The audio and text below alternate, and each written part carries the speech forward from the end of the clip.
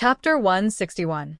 When Wan Xiang's letter was delivered, Yi Zhouge was staring at the purple mark on his hand. Zishang had been in a deep sleep ever since he ate the shape-shifting bead.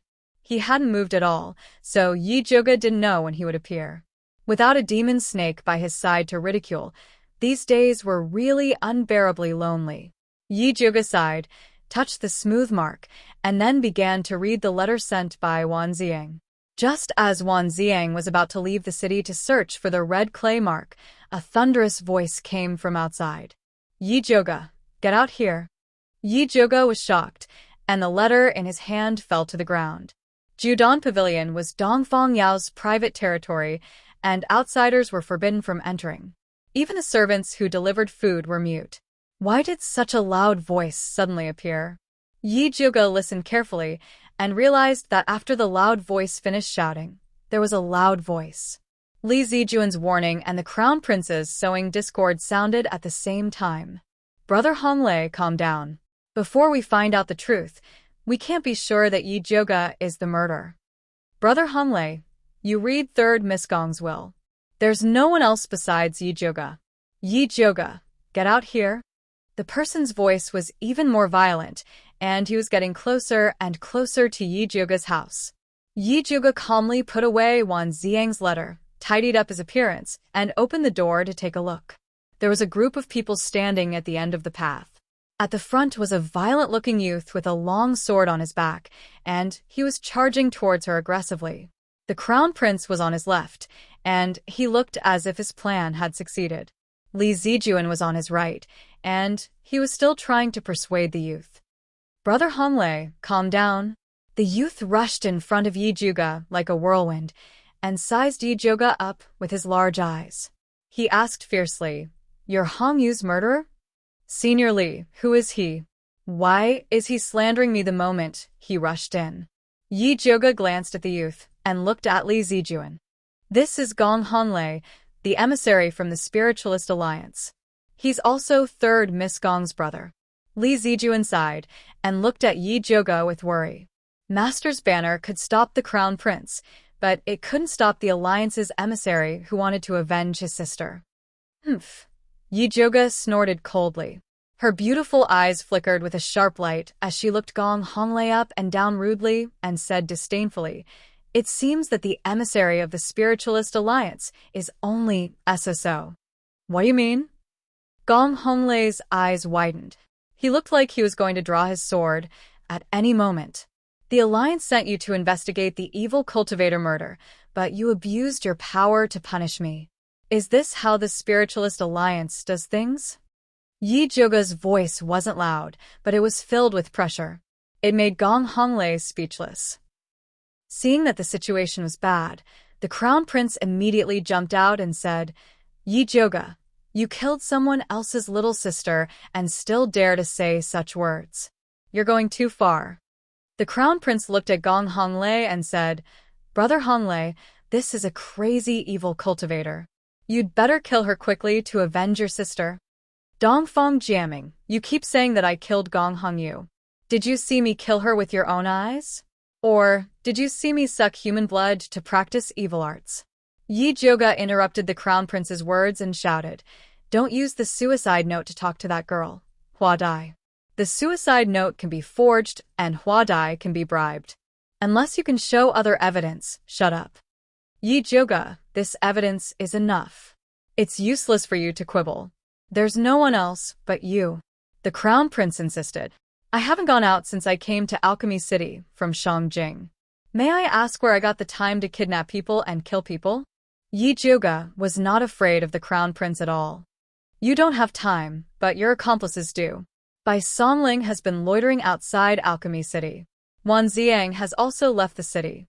Maybe he's preparing to escape because his plan has been exposed."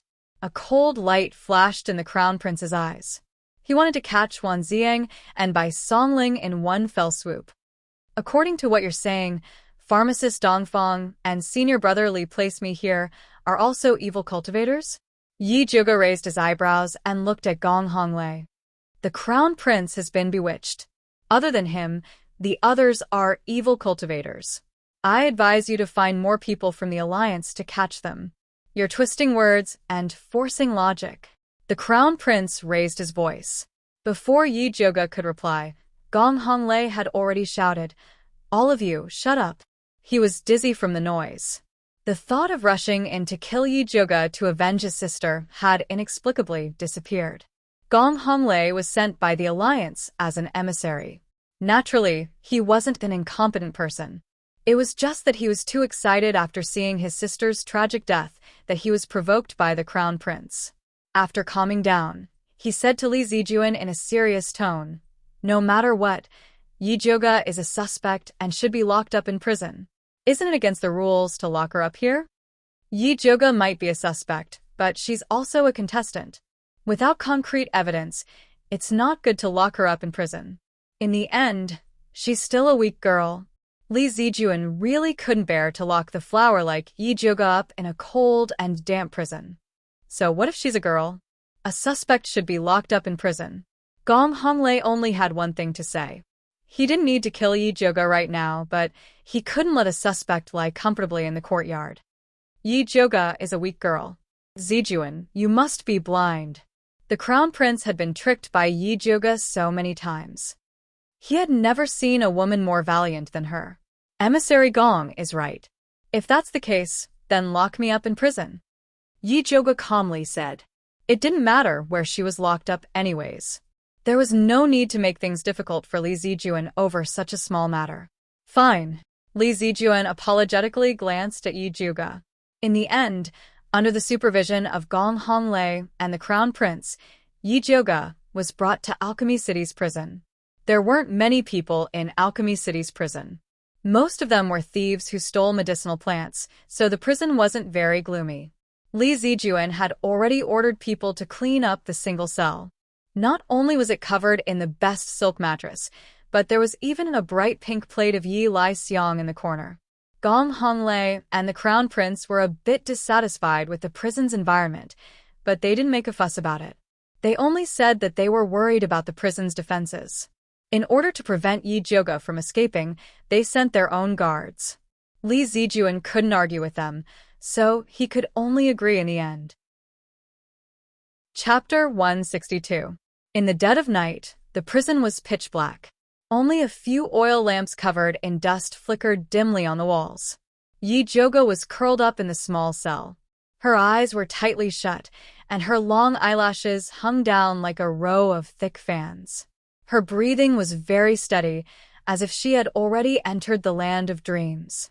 The bright pink tuberose in the corner was quietly blooming, emitting a rich fragrance. The prison was quiet.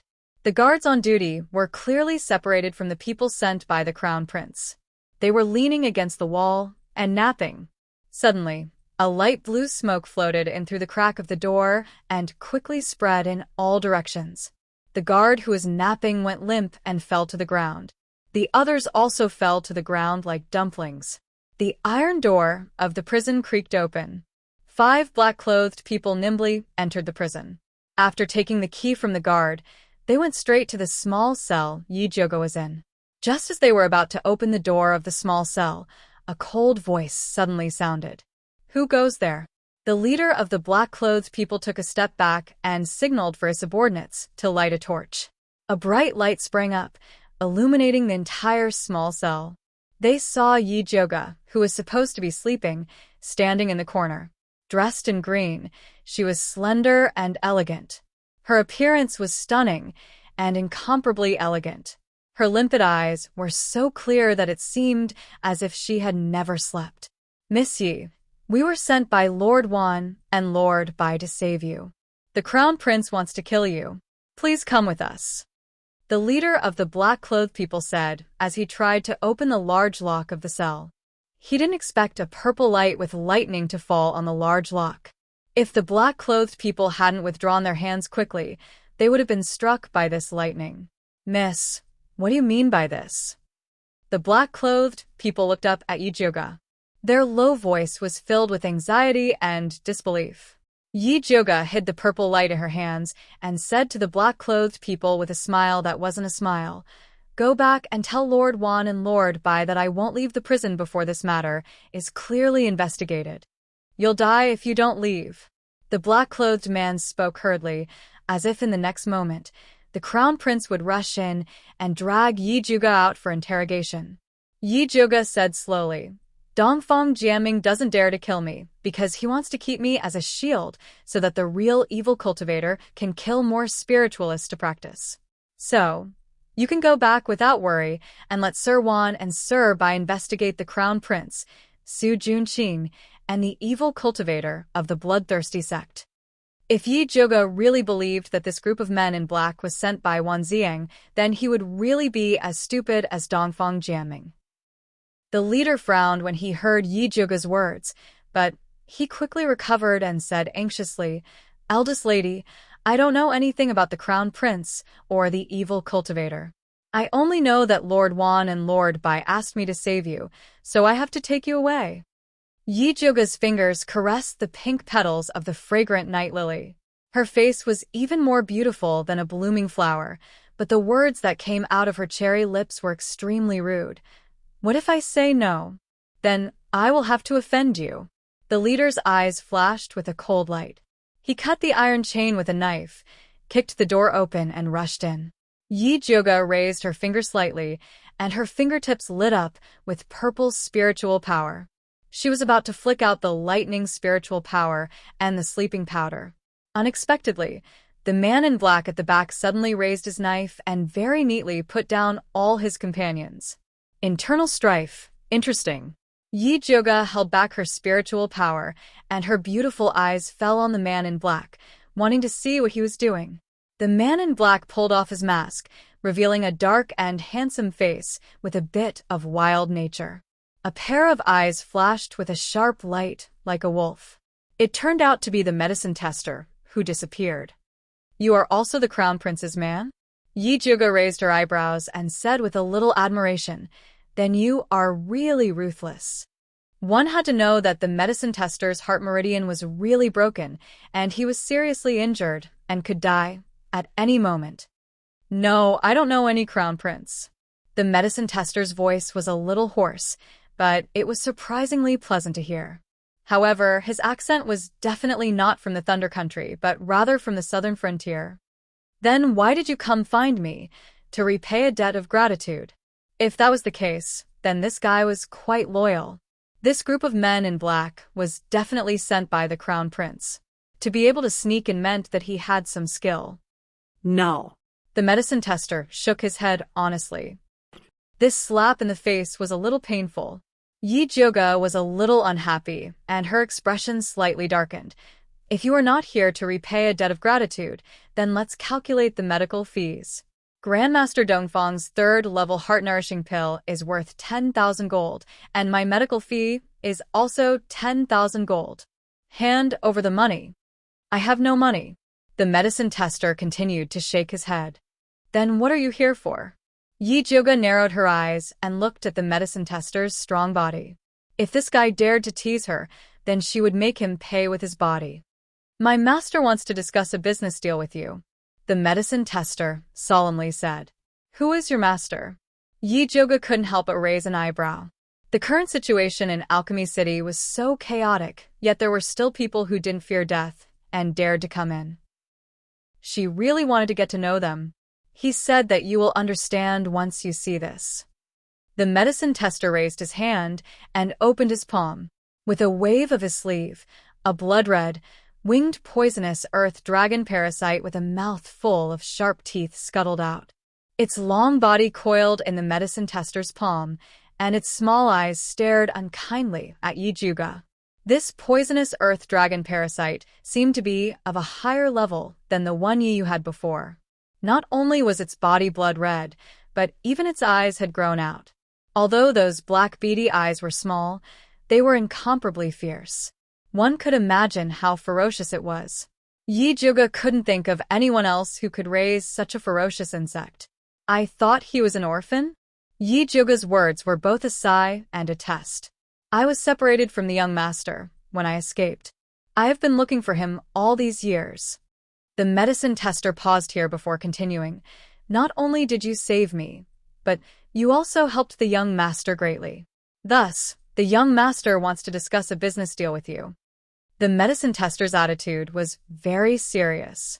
In his heart, the way to repay his benefactor was to bring her to his young master to discuss a business deal. If anyone else dared to use this method to repay a favor, Yijoga would definitely teach them a lesson. But after seeing the little mute's unsociable nature, she decided to forgive this honest medicine tester. If you want me to go with you, that's fine. But first, you have to answer a few questions. Where did the two of you escape from? Who is chasing you? Why doesn't he speak? Also, where did he learn the art of insect refinement? These questions had piled up in Yijoga's heart for a long time.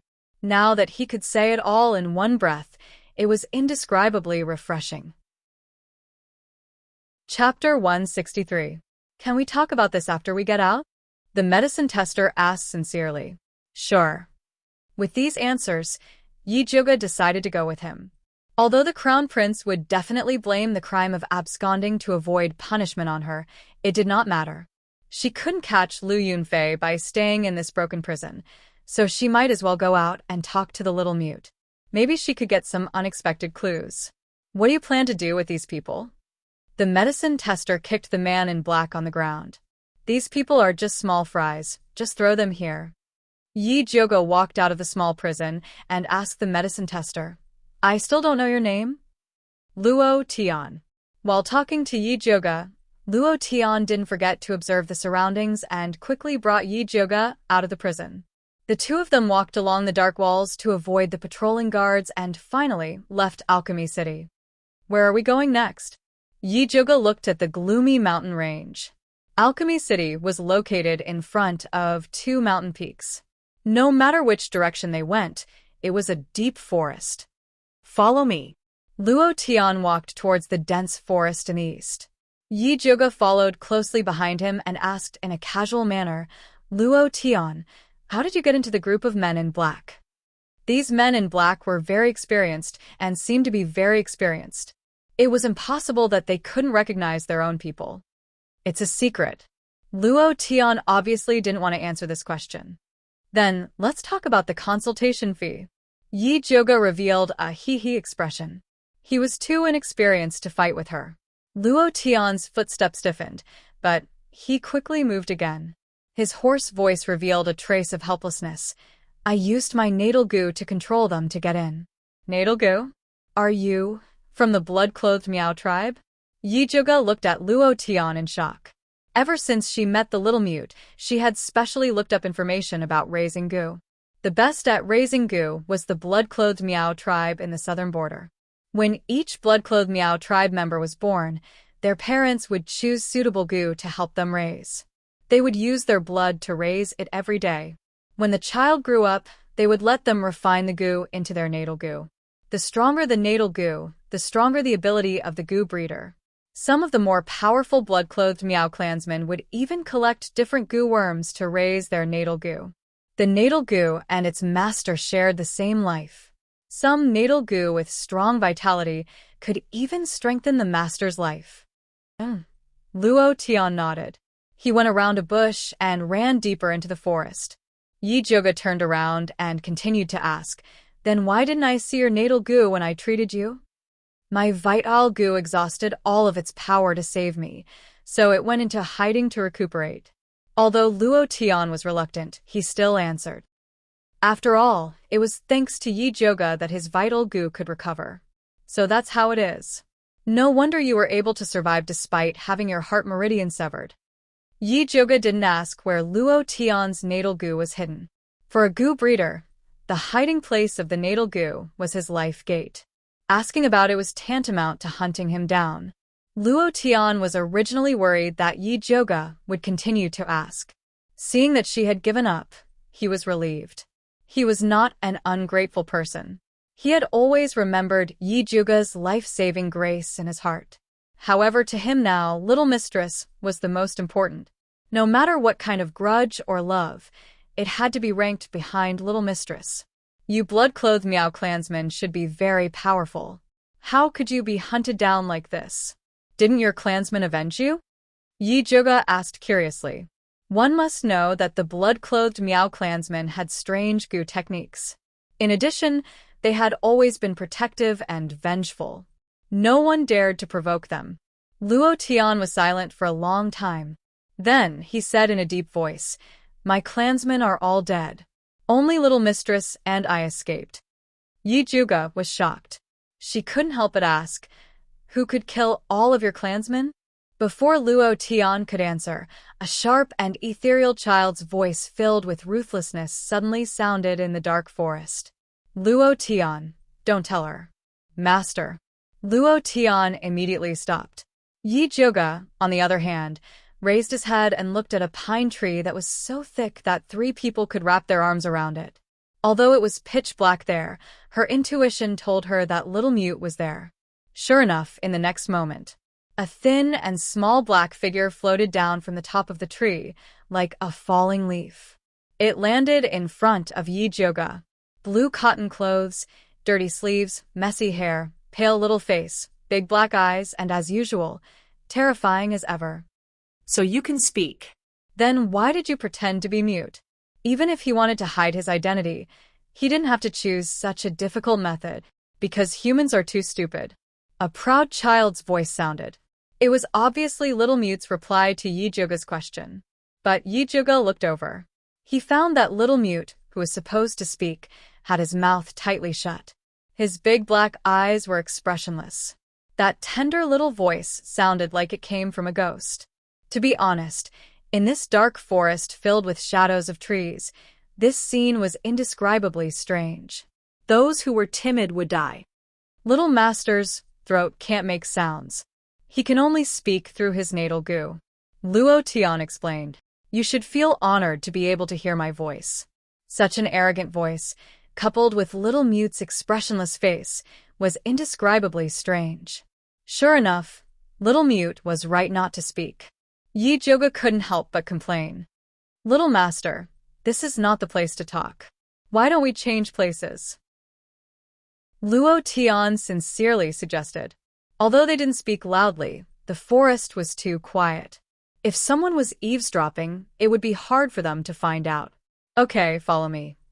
Little Mute turned around and leaped a few times. He brought Yi Juga to a remote small cave. There were burnt ashes and leftover beast bones in the depths of the cave. It seemed to be Little Mute's temporary residence.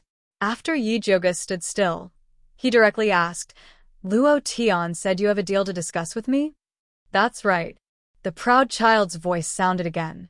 "I will help you deal with the people from Bloodthirsty Sect. 1 life in exchange for 100 bottles of spirit beast pills." "That's a good plan of yours." Yi Juga raised his eyebrows and smiled. "Bloodthirsty Sect is also your enemy. You're taking revenge for yourself, and you want to settle the score with me? Do you really think I'm a fool? How do you know Bloodthirsty Sect is our enemy?" The proud child's voice was both surprised and angry. Then, he roared at Luo Tian irritably. "You told her?" "I didn't," Luo Tian said helplessly. "She tricked you." "That's right, Yi Juga was tricking him." Chapter 164. You dare lie to me? Little Mute was still expressionless, but his arrogant voice was about to explode. "I didn't lie to you. Strictly speaking, you're the one who lied to me." Yi Juga looked at Little Mute with an accusatory gaze and said without any trace of politeness, "I provided you with a place to eat and work. I also used spirit beast pills to exchange for insects, and I even saved the life of your subordinates, yet you schemed to cheat me of my spirit beast pills. Who is the one who is sorry?" Yi Juga's words were the truth. Even Luo Tian felt guilty after hearing it, not to mention Little Mute. No matter how unreasonable he was, he had to admit that Yi Juga was right.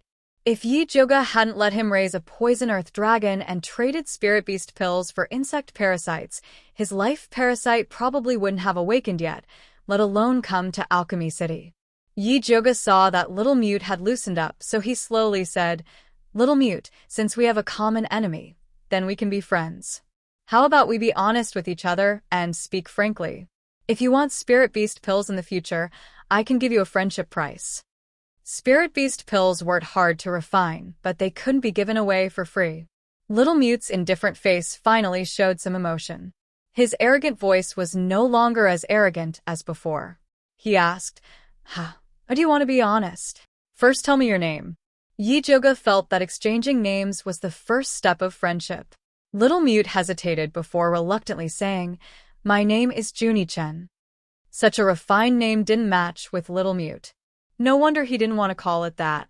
"Do you have an opinion on my name?" Junie Chen immediately sensed something was wrong and felt like he was about to explode. "No, not at all." Yi Joga shook her head and decisively changed the topic. "I was thinking, you red-clothed Meow people are so powerful. Why were you killed by bloodthirsty sect?" Junie Chen kept a straight face and didn't make a sound. His black eyes were like two black holes, emitting a ruthless and dark aura. It was clear that this memory was very painful to him, so painful that he could go berserk at any time. Yi Joga suddenly regretted bringing up Junie Chen's sad memories. She was about to change the topic when Junie Chen said coldly, "Luo Tian, speak." "Yes." Luo Tian answered and then said, "The bloodthirsty ancestor of the bloodthirsty sect is a sinister and cunning man. We don't know where he got a kind of spiritual poison that can restrain our Gu technique. He poisoned our drinking water when we were worshipping the Gu god and killed us when we lost our power." Although Luo Tian's words were very simple, the stench of blood contained within still assaulted Yi Joga. However, what Yi Joga could not figure out was, why would the people from the bloodthirsty sect attack the Bloodcloak Meow tribe? The bloodthirsty sect used blood as their cultivation method. The blood-clothed Meow clansmen used their own bodies to raise Gu. Their blood was not pure. They should not have become their target. Luo Tian hesitated for a moment, but in the end, he still revealed the secret of the blood-clothed Meow tribe. So it turned out that their blood-clothed Meow people branch was split off from the southern border. They found a small spirit vein in a mountain peak and set up camp there to cultivate and spread their roots. After more than 100 years of operation, the blood-clothed Meow tribe cultivated the Spider King from the demonic beast Snow Spider. Every generation's leader would sign a contract with the Spider King, asking for its protection. Junie Chen was the son of the previous generation's leader and was also the most talented genius in raising Gu in the blood-clothed Meow tribe. At such a young age, he had already cultivated his natal Gu to the 5th level. The blood-clothed Meow tribe had high hopes for him, hoping that he could truly subdue the Spider King. Originally, Junie Chen and the Spider King had already cultivated a good relationship and had started to slowly feed it with blood. Just as he was about to sign a contract with the Spider King, he did not expect an unexpected disaster to befall him. The bloodthirsty ancestor brought his subordinates to attack their camp, and not only did they forcibly occupy the spirit vein, they even imprisoned the Spider King. "I see." Yi Joga was curious before, where did the Empress get the king poison of the snow spider to harm Dongfang, Quebec? One must know that the Snow Spider King lived in the wasteland continent at the eastern border. That was the territory of the demon race, and spiritualists entering there were simply courting death. Now, she finally knew that it was from the blood-clothed Meow tribe. "All right, I have answered your question honestly.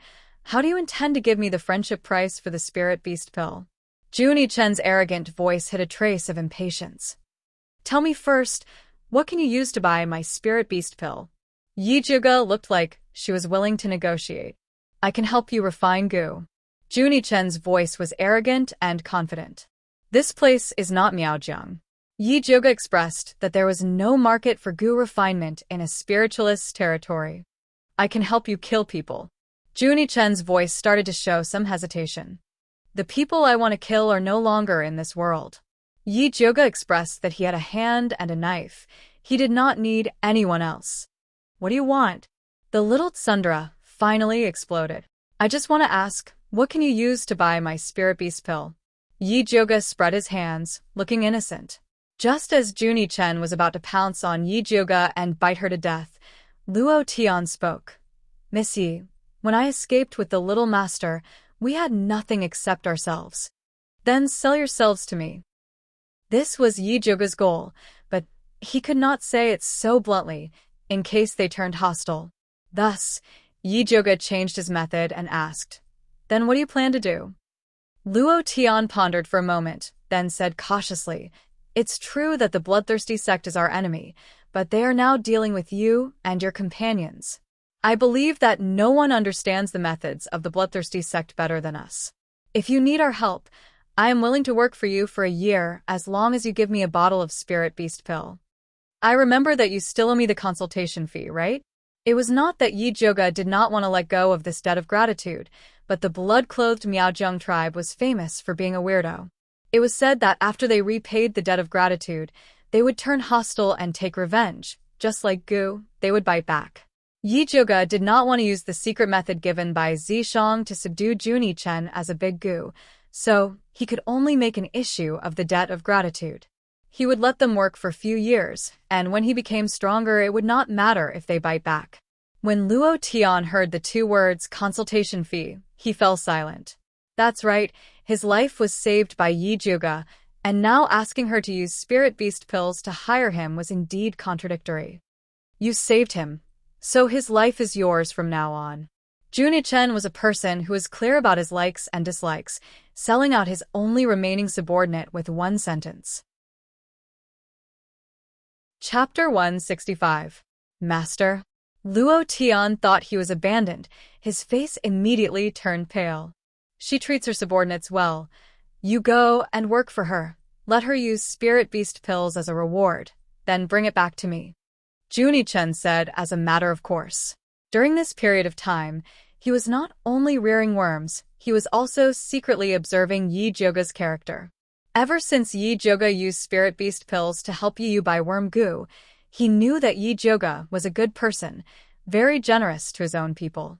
Yes, Luo Tian heard that his little master did not abandon him, but only wanted him to work for others to earn Spirit Beast pills. He immediately nodded. Little Tsundra, is it really good for you to send your subordinates to my place? Yi Joga really wanted to complain. After Juni Chen sold his subordinates, he continued to sell himself. As for me, a bottle of Spirit Beast pills to help you kill one person, this is already my bottom line. I will not work for you. He was the most orthodox bloodline of the Blood Cloak Miao people, shouldering the hopes of all the clansmen. It was impossible for him to be someone else's subordinate. I said, I don't need you to help me kill. Yi Joga shook his head. Juni Chen's big black eyes immediately flashed a ruthless light. He hated to be rejected. Not to mention that Yi Joga rejected him again and again. Fortunately, when Juni Chen was about to turn hostile, Yi Joga added, How about this? You help me do one thing. I will give you a bottle of Spirit Beast pills. How about that? Juni Chen silently counted with his fingers. Feeling that this deal was reasonable, he nodded. All right, tell me. What do you want me to do? I haven't thought about it yet. I will give you a bottle as a deposit first. Yi Joga took out a bottle of Spirit Beast pills and threw it to Juni Chen. Juni Chen immediately took it, opened it, and smelled it. It was indeed a good medicine. Luo Tian, from now on, you are my subordinate, is that right? Yi Joga turned his head and asked Luo Tian. Yes, just tell me what you need, master. Luo Tian placed his right hand in front of his chest and bowed slightly. His attitude was still very serious. Yi Joga glanced at Juni Chen. Juni Chen was expressionless, silently counting his fingers in his heart, calculating how to eat these Spirit Beast pills. He did not have any objection to Luo Tian calling Yi Joga master. This attitude wasn't normal. Yi Joga thought for a moment, then asked Luo Tian, the natal goo in your body, does it have to obey Juni Chen? Yes, the natal goo in the young master's body is the most powerful one in the blood-clothed Miao tribe. Everyone has to listen to him. Luo Tian did not hide anything. *CK. Yi Joga wanted to vomit blood. Luo Tian said that he would sell his life for him, but in the end, his life was in someone else's hands. What kind of logic was this? However, what displeased her the most was the way Luo Tian addressed him. He called her master and Juni Chen young master. Those who didn't know better would think that Juni Chen was her son. Call me young miss from now on. Yi Joga decided to keep his distance from Juni Chen. All right. This was not a problem for Luo Tian. Yi Joga composed himself and asked another question. Why does your master care so much about Spirit Beast pills? In fact, she already had a guess in her heart, but she still wanted to clarify it. Because the spirit beast pill you refined has a great effect on repairing our life insect, Luo Tian replied seriously. Originally, his vital goo had already entered a state of suspended animation and could only recover by devouring other goo worms. But there was no one refining goo in Thunder Country. At that time, he thought that he was dead for sure, but who would have thought that he would meet Yi Juga, and even his human goo was saved by her. All right, take this bottle, treat it as this month's monthly allowance. Yi Juga also threw a bottle of spirit beast pills to Luo Tian.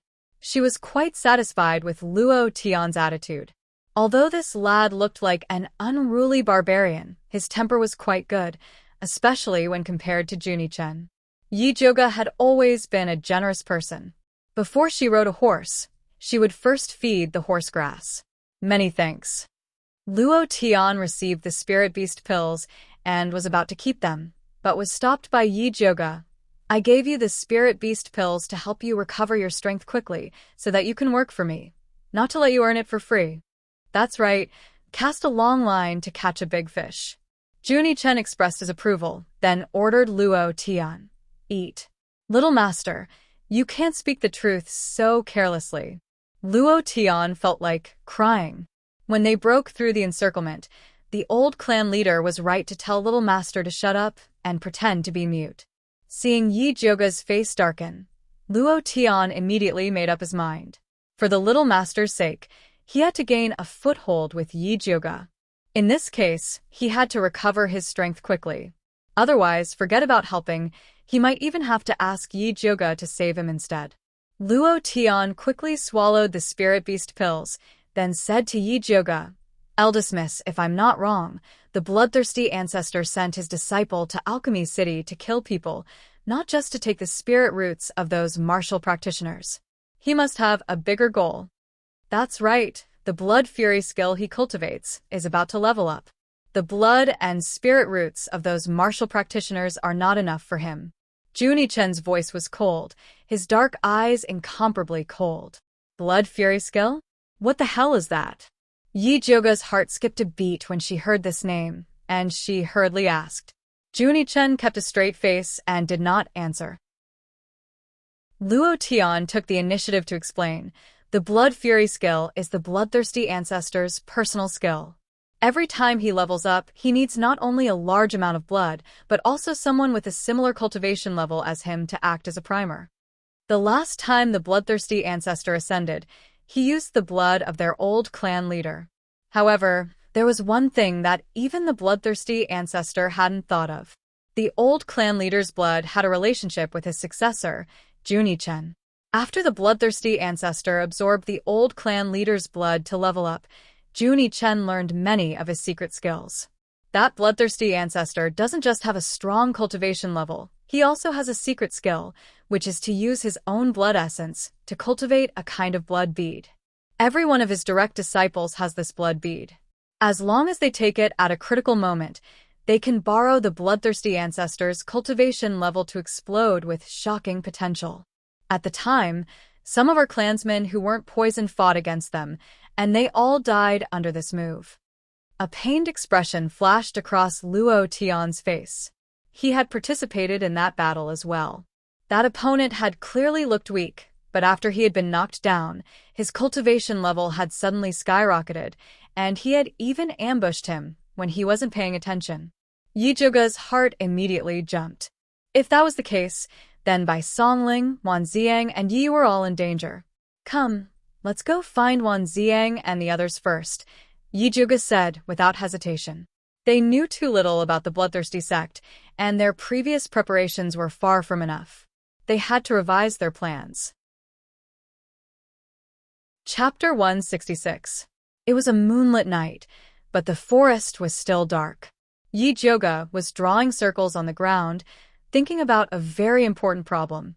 Though she shouted to meet up with Wan Ziang, Bai Songling, and Yi Yu, they weren't in Alchemy City.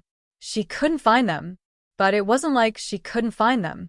Wan Ziang's letter said that there was red clay on the souls of the dead martial artists. She should be able to find them if she followed this clue.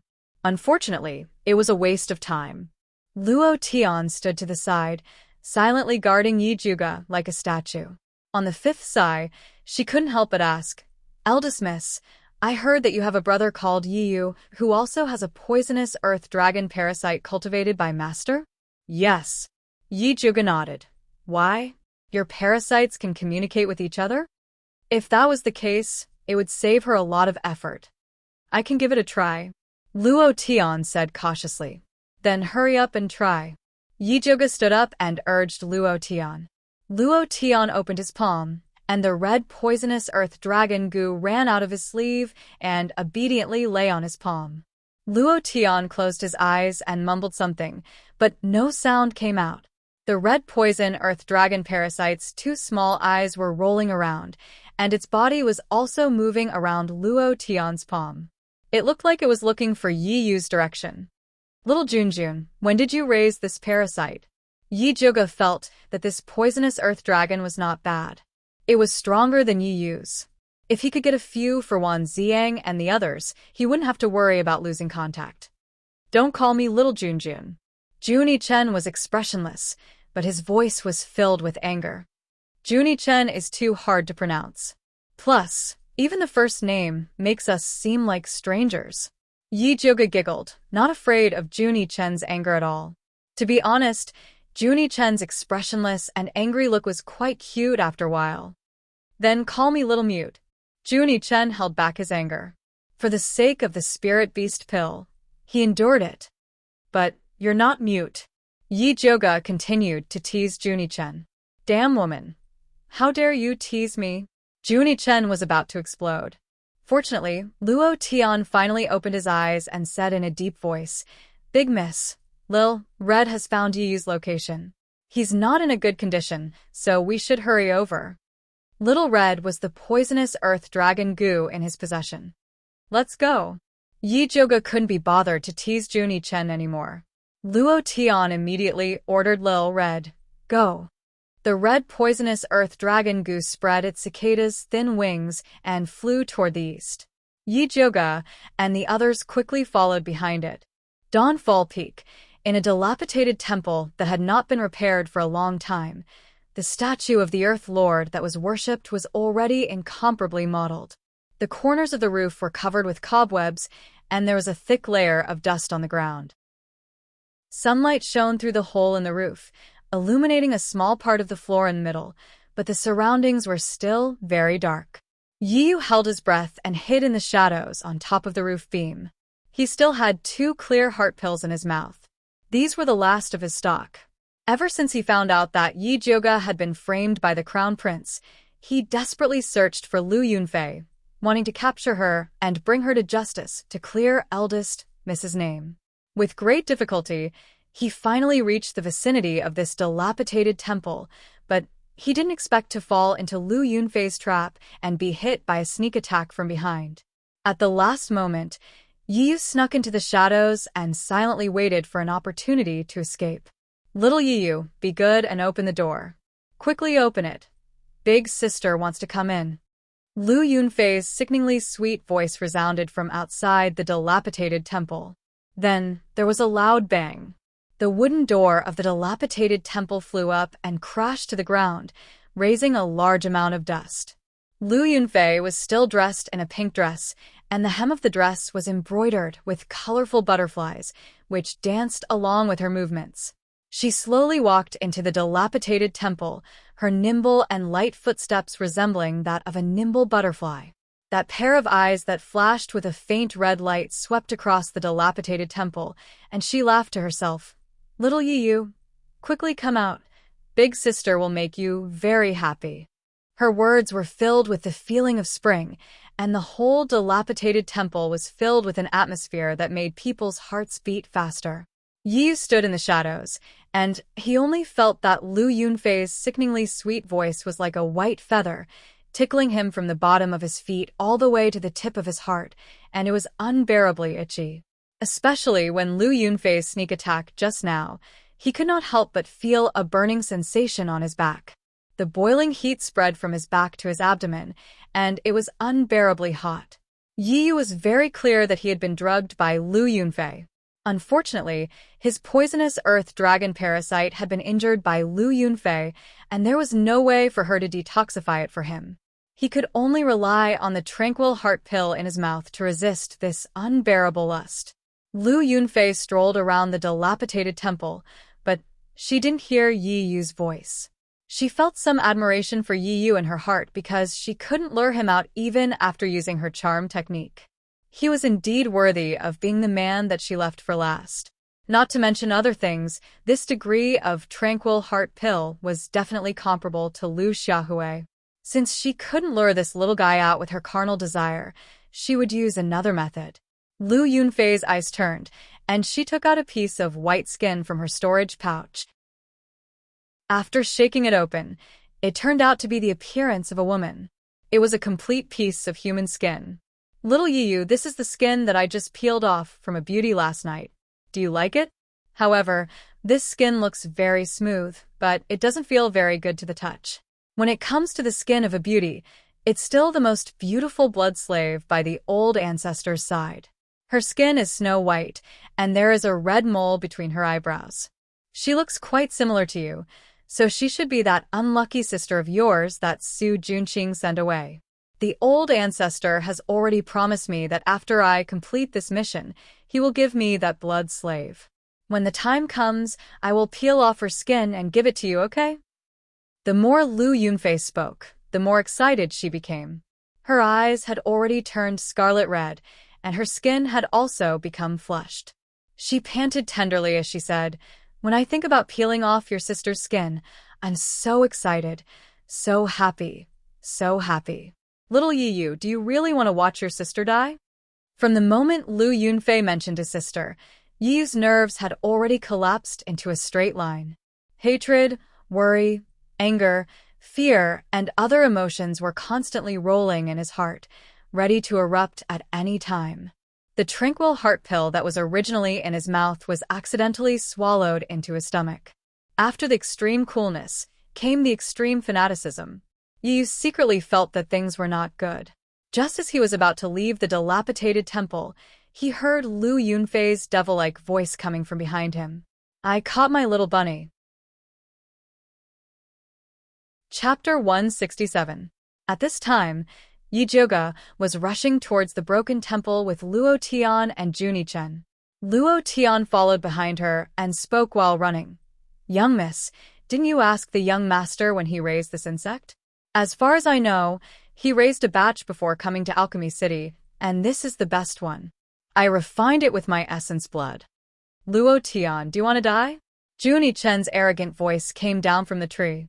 He disdained running on the ground with Yi Zhouge and the others, but insisted on jumping on the tree, probably because he felt that it was more cool. "Little master, there are some things that can't be hidden from Big Mississippi." Luo Tian's obscure voice traveled through the whistling wind into Junie Chen's ears. "We can't hide it from her, so we naturally have to tell her the truth. This will deepen eldest Mrs.'s impression of us." "Humph." Junie Chen stepped on a branch unhappily, accepting Luo Tian's explanation. Yi Zhouge was already used to them playing tricks in front of him. She turned around a big tree and continued to ask Luo Tian, "This poisonous earth dragon became like this after you refined it with your blood essence, or are all the ones he raised like this?" "No, these poisonous earth dragon parasites will display different characteristics depending on the person's blood essence. My parasite has opened its eyes. Aside from detoxification, it can also be used for searching.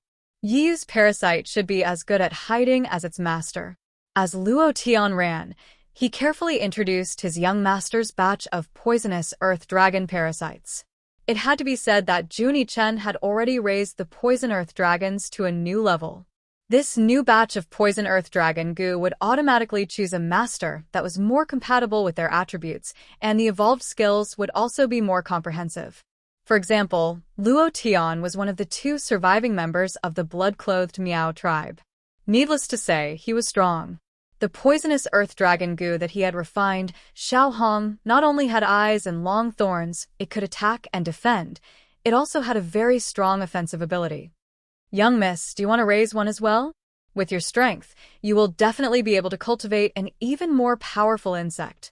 Luo Tian quickened his steps and ran to Yi Zhuge's side, looking at her sincerely. His expression seemed to be saying, "I'm not promoting goo worms, but loyalty. If you buy it, yours truly can give you a discount." Junie Chen floated down from the tree and landed beside Yi Zhuge, looking as if he was bestowing a reward. Although the little Tsunder's expression was a little annoying, Yi Zhuge was really tempted by those goo worms. She thought for a moment and said, "Let me see it first." Junie Chen rolled up his sleeves, revealing his white and dry little arm, on which there were 13 blacks. He said, "These are all insects that haven't hatched yet. As long as you reveal a drop of blood essence, the insects will automatically choose you." Yi Zhuge pricked his finger, and a drop of blood floated in front of her. The black dots on Junie Chen's hand all swelled up, fighting to be the first to pounce on Yi Zhuge's drop of blood essence. Even Junie Chen was shocked by their craziness. In fact, the natal goo in his body was desperately sending him a message. This drop of blood is also very beneficial to him. Hurry up and give it to him. Junie Chen and his natal goo were one and the same. Its desire was his desire. He immediately used his power to suppress the rampaging goo insects, then reached out to snatch the drop of blood essence from Yi Zhuge. He didn't expect a black and fat figure to be faster than him. With a swoosh, it swallowed the drop of blood essence, then landed on Yi Zhuge's shoulder. It was a fat black rat. It had a fat head and big ears, with a round belly. Its little paw grabbed Yi Zhuge's hair and shouted in dissatisfaction, "Pippi, black fatty, why did you come out?" Yi Zhuge was also shocked by this scene. Only now did she remember Zishang's warning to her. Every drop of blood in her body belonged to him. If she dared to let others use it carelessly, he would use a big stick to punish her. Was it too late to destroy the rat now? "You dare to steal this young master's thing?" Junie Chen's big black eyes stared at the black fat rat. The goo worms on his hand all went berserk, looking like they wanted to rush up and swallow the black fat rat clean. The black fat rat looked at the little worms with contempt, completely disregarding Junie Chen. It took out a carrot that was even longer than him from its beast skin bag and squatted on Yi Zhuge's shoulder as it chewed on it with relish. "If you want to fight, then fight later. Don't delay me from saving people." Yi Zhuge didn't even turn his head as he grabbed the black fat rat and stuffed it back into his cloth bag. Junie Chen lost his target and looked angrily at Yi Zhuge, shouting, "Return the blood essence to me. Return your grandpa, that belongs to me," Yi Zhuge said in a bad mood. He couldn't tolerate this bad temper of stealing things. "You!" Junie Chen was about to flip out, but was held down by Luo Tian. "Little master, earning spirit beast pills is more important." Junie Chen clenched his teeth, silently remembering this grudge. Yi Zhuge couldn't be bothered with little Ao Jiao's thoughts and said to Luo Tian, "Hurry up, I want to find you in an incense's time." After Luo Tian appeased the little master, he drove Xiao Hong with all his might and quickly brought Yi Zhuge to the broken temple. "Yi should be inside. I can feel that his poisonous earth dragon goo is injured," Luo Tian said softly. Yi Zhuge opened his spirit eye to carefully inspect the situation of the broken temple. He saw a red circle of light surrounding the broken temple, mixed with a thick smell of blood, and there were even many strange red shadows hiding in the surroundings. It was obvious that this broken temple was one of Lu Yunfei's traps. She wanted to use Yi Yu to lure the others over. "Young miss, do we attack?" Luo Tian rubbed his fists, wanting to show off. "Do you have the confidence to deal with the people from Bloodthirsty Sect?" Yi Zhuge asked. It wasn't that she looked down on Luo Tian and Junie Chen. It was that the two of them were crippled and small. They were really unreliable. "You still have the nerve to ask this kind of nonsense." Junie Chen was still holding a grudge against Yi Zhuge for not giving him the blood essence. "So, you have already found a way to deal with Bloodthirsty Sect?" Yi Zhuge raised his eyebrows and asked. "Of course."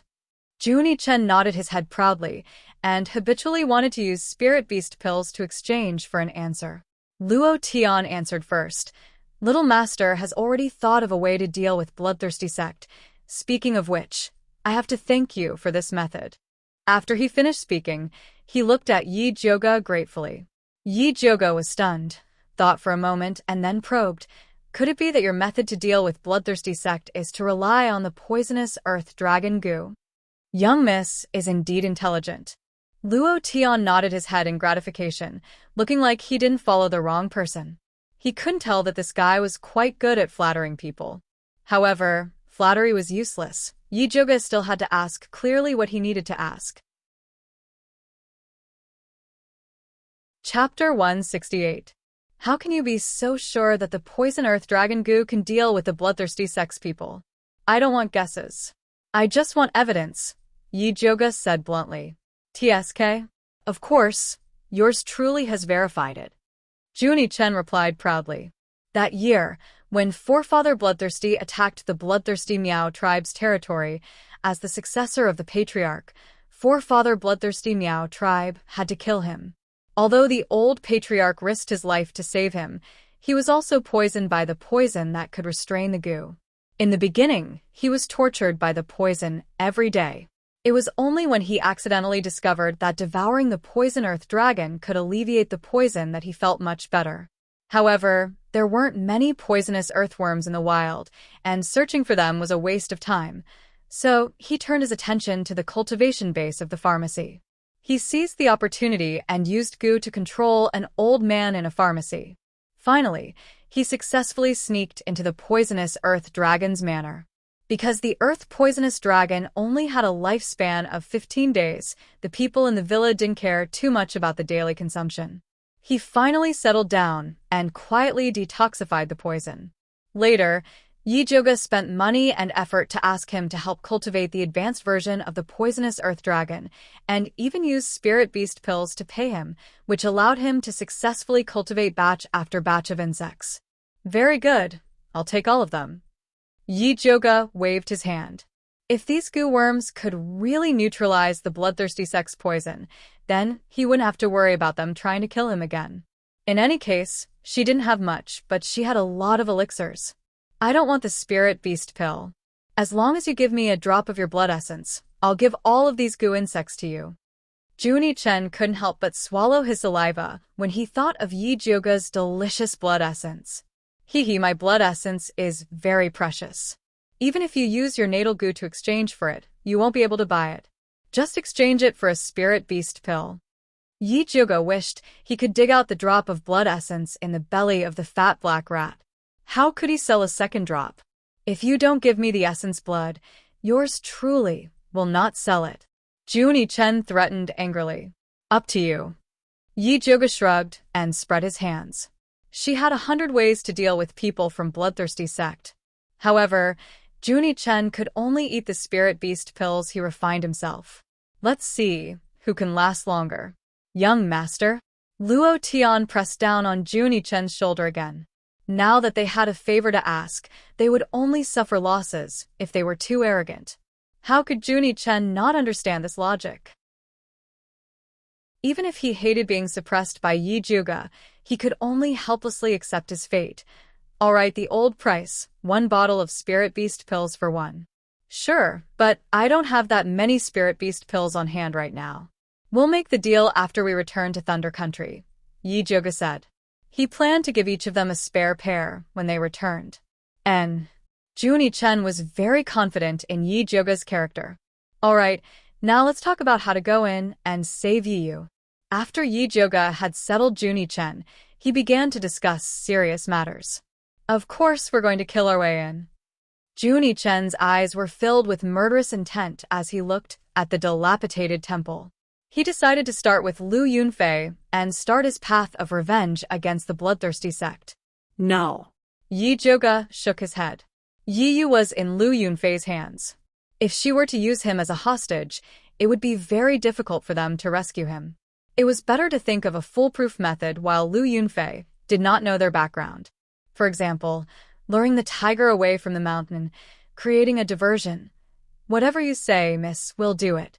Luo Tian took the opportunity to express his loyalty. Yi Joga had just thought of an idea, so he said, then you guys just do as I say, no problem. Luo Tian nodded calmly. No problem. Junie Chen expressed that as long as he took action, there would be no mistakes. All right, let's go. Yi Zhuge nodded and led Luo Tian and Junie Chen towards the dilapidated temple. Inside the dilapidated temple, light and shadow intertwined. Yi Yu's major acupuncture points were sealed by Lu Yunfei, and he was laid flat on the white human skin. TSK, TSK, TSK. I didn't know that you could run so well. Lu Yunfei was not in a hurry to enjoy her feast. Instead, she touched Yi Yu's smooth and white skin with interest. Her tone was full of pity. It's been a long time since I've met such a beautiful man. I really can't bear to do it. What do you want? Yi Yu's entire body could not move. His eyes shot out a ray of hatred as he stared fiercely at Lu Yunfei. Hee, a man and a woman alone in a room. What do you think I want? Lu Yunfei's small hand was placed on Yi Yu's strong chest. She gently kneaded his firm chest muscles, trying to ignite his fire. You shameless slut. Yi Yu had always felt that men who scolded women were not good people. However, when faced with a sinister and cunning snake like Lu Yunfei, he had no choice but to scold her. Is that all you can say? Lu Yunfei smiled coquettishly. Yi Yu's scolding was simply not painful to her. In fact, it was filled with interest. A slut, slut. Yi Yu clenched his teeth. He wanted to scold her until she was bleeding. Unfortunately, he was not good at scolding people. His mouth kept repeating these words. And I like it. Louder. The more Lu Yunfei listened, the more excited she became. She could not wait to tear Yi Yu's shirt into pieces. Then, she reached out to pull his belt. Get lost.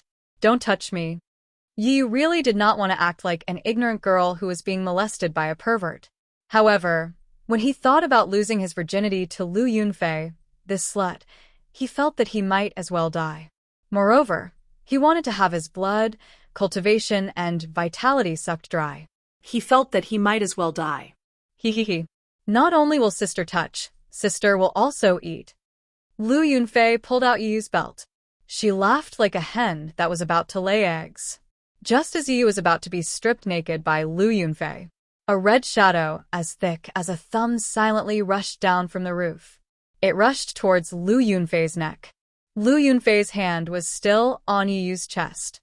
However, the clothes behind her moved. A purple scorpion drilled into her neck. Its stinger moved and fiercely whipped the red shadow. The red shadow craftily turned around and spat out a sticky red liquid at the purple scorpion. The purple scorpion could not dodge in time. It was covered by the red liquid and could not move. The red shadow flapped its wings and quickly dragged the scorpion away. The entire process was very fast. It only took a few breaths.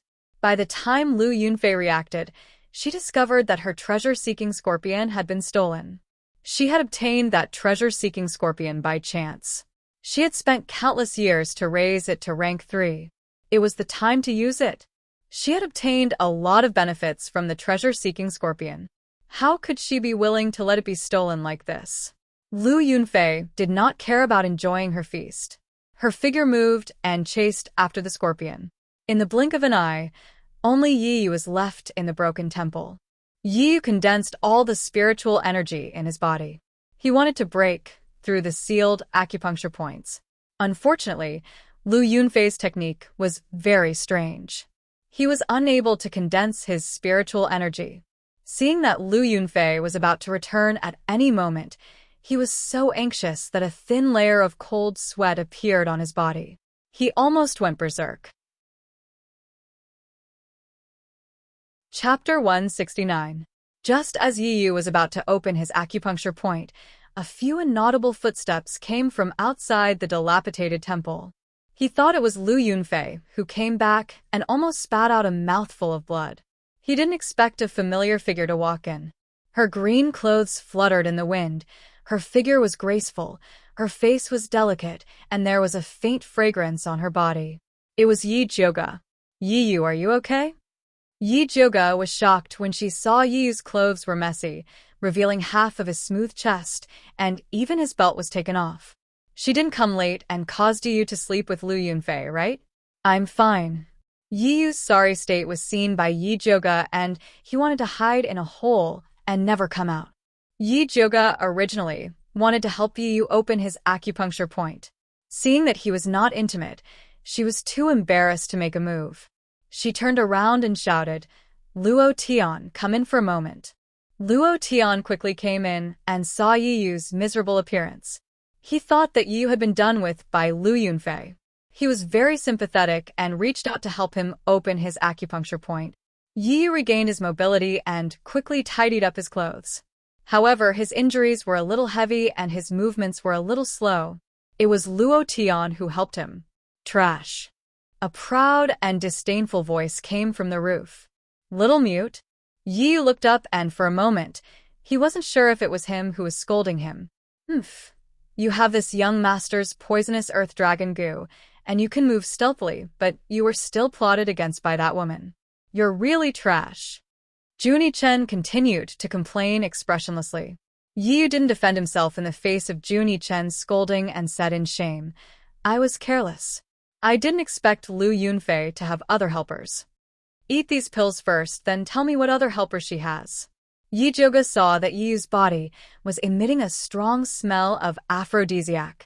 She poured out 2 clear heart pills and 1 fire pill for Yi Yu. Yi Yu ate the pill and the dark fire on his body immediately retreated. Then he told a story of how he was plotted against. After he discovered Lu Yunfei's whereabouts yesterday, he stealthily followed her and found out that Lu Yunfei had kidnapped a level 2 alchemist from the alchemy competition.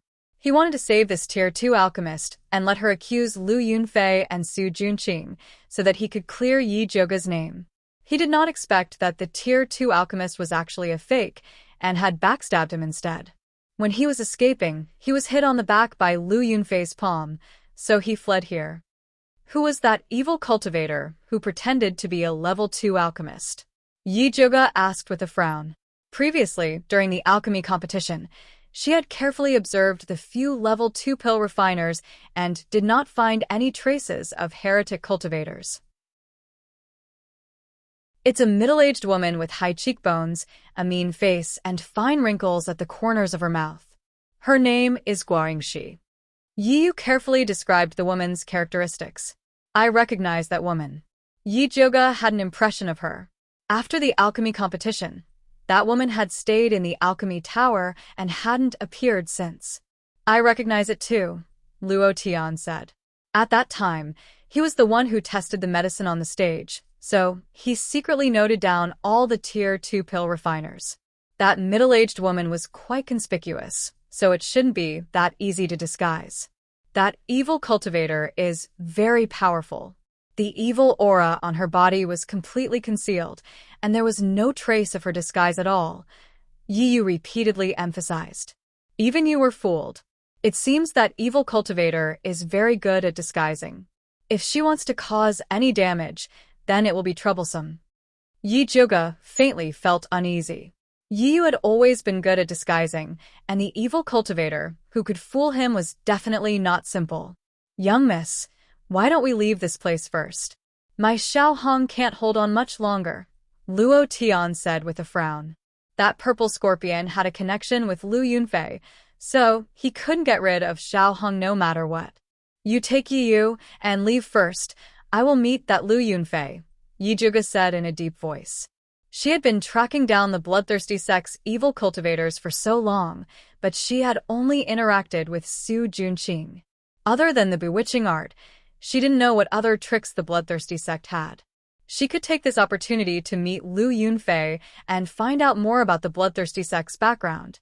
"Young miss, Lu Yunfei has many tricks up her sleeves, but her schemes are not strong. You must be careful," Yi Yu said worriedly. "I am here. What are you afraid of?" Junie Chen said arrogantly. 4-1, we can give it a try." Luo Tian nodded. Although he and his young master had not fully recovered their powers, it was not a problem to test out that woman's methods. "No need, Luo Tian, you take Yi Yu and leave. Little Mute will wait for me in the dark.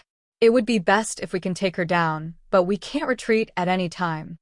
Yi Joga only wanted to test Lu Yunfei's tricks. There was no need to leave so many people. Yes. Luo Tian was very confident in Yi Joga and the young master.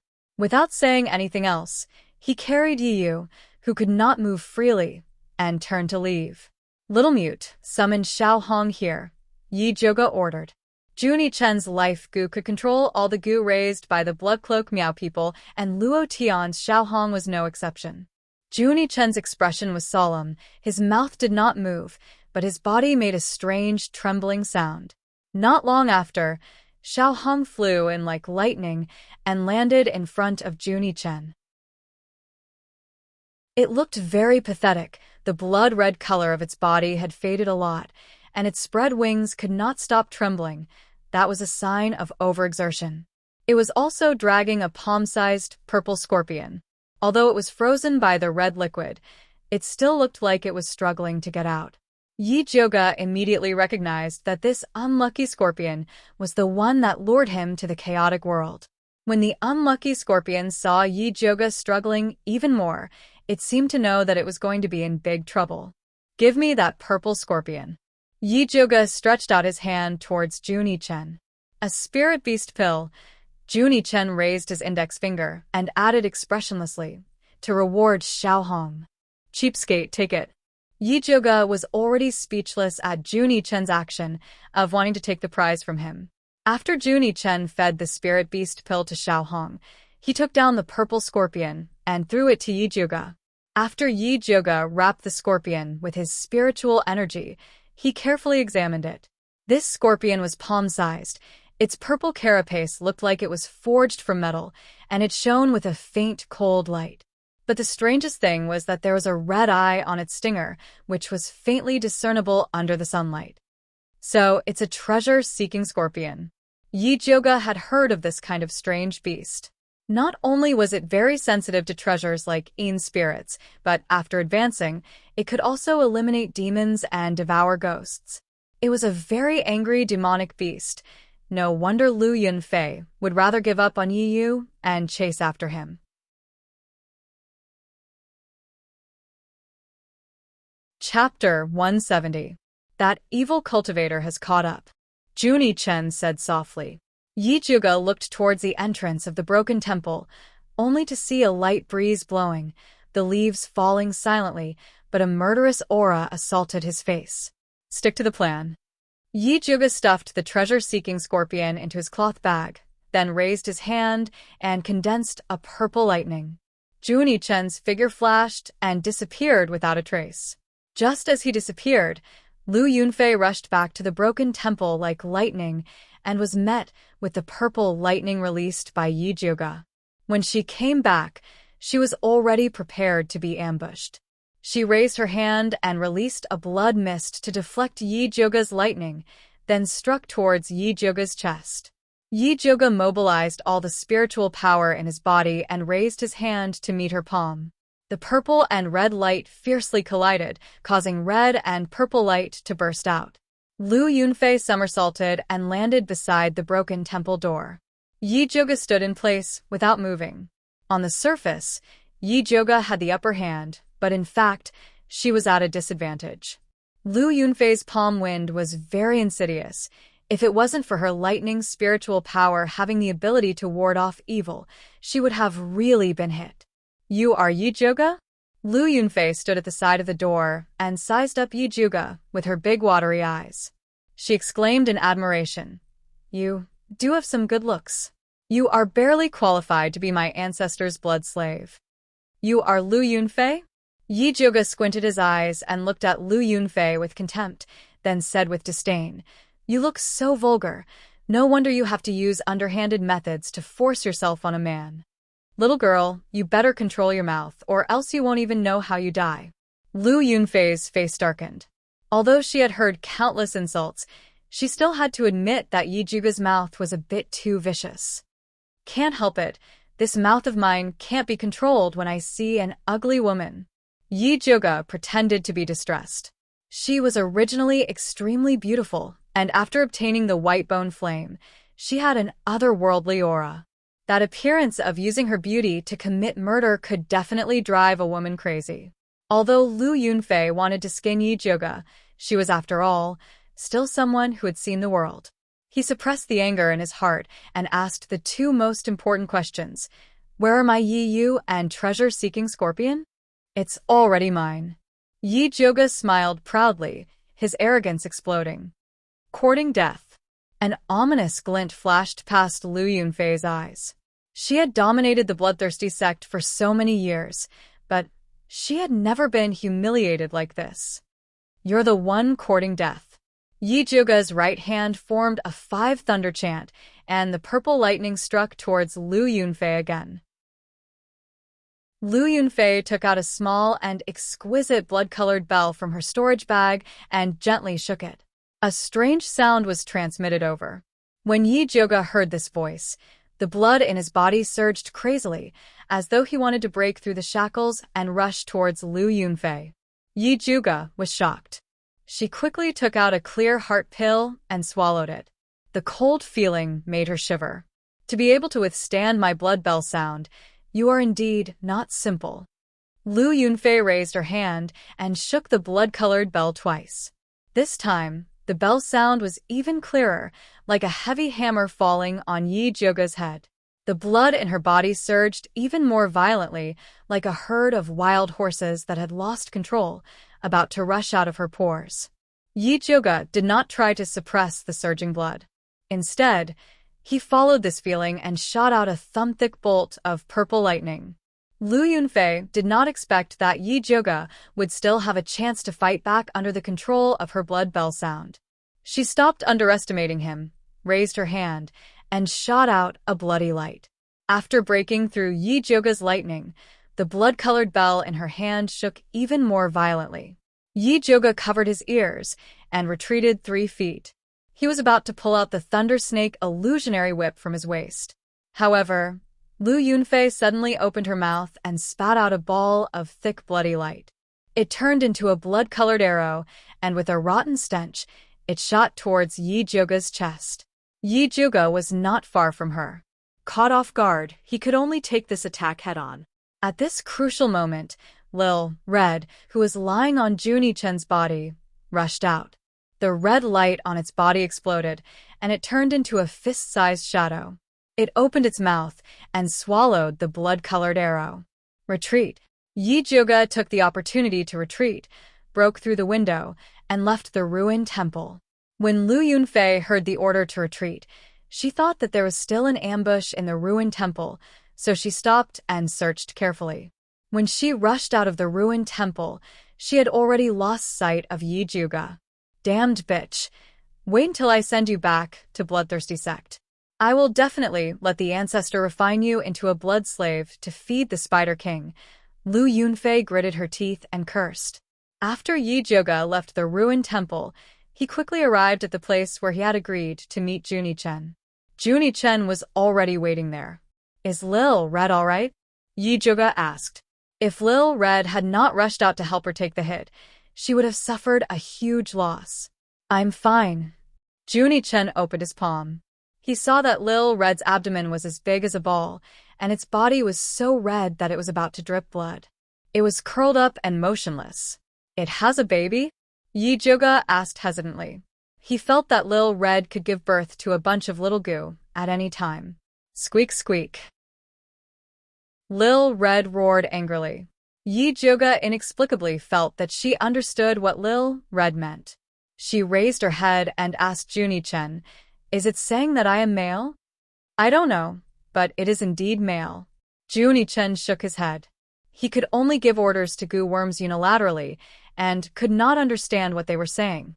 Then why is its stomach so big? Yi Joga was slightly worried. Although Lil Red was only a goo worm, if it died to save her, she would also feel guilty.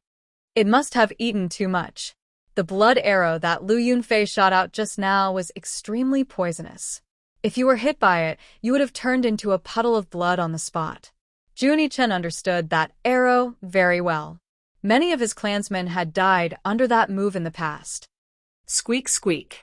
Lil Red cried out again. Although it looked like it was going to explode at any time, it was still in good spirits. Lil Red saved you. Don't you have anything to say? Junie Chen looked at Yi Joga expressionlessly and asked for repayment with a serious face. There are only 2 left. Take it. Yi Joga sensibly took out the spirit beast pill. Although she had ways to neutralize the blood arrow even if Lil Red didn't come out, she couldn't let Lil Red down. Goo worms also had insect rights. Junie Chen took the spirit beast pill and stuffed it into Lil Red's mouth. After Lil Red swallowed it, although its stomach seemed even bigger, it began to hum with a satisfied expression. "Shut up," Junie Chen reprimanded with a dark expression. He didn't want Yi Joga to know that Lil Red swallowed the blood arrow not to save her, but because it was useful for Lil Red's evolution. After Lil Red finished absorbing the blood arrow and the spirit beast pill, it would be able to advance to the next level. Yi Joga actually noticed a little, but Lil Red was her own worm. She was happy to see it evolve, so she didn't expose Junie Chen's intentions. Chapter 171. Luo Tian is summoning us. Let's go back. Junie Chen put Little Red back into his sleeve and ran towards the forest. Yi Juga followed him and asked, "Do you recognize the blood-colored bell that Lu Yunfei took out?" The ringing from the blood-colored bell was too terrifying. If it weren't for the clear heart pill, she wouldn't have been able to resist it. If it were an ordinary person, they would have died. Junie Chen thought for a moment, then said, "It's an artifact that Ancestor Bloodthirsty used his own blood essence to refine for his direct disciple. It's similar to the blood beads in that it can borrow his power." Although he learned a lot of information from the bloodthirsty ancestor with the help of the Patriarch's blood, this information was usually buried in the depths of his mind and could only be triggered when he saw the real thing. Blood beads, blood bells, blood swords, bewitching art, disguise art. Yi Joga secretly memorized these methods of the bloodthirsty sect. She planned to record them in a booklet and distribute it to Wan Ziang and the others so that they wouldn't have to take many detours when facing the bloodthirsty sect in the future. The two of them followed the clues left by Luo Tian and finally arrived at a hidden valley before sunset.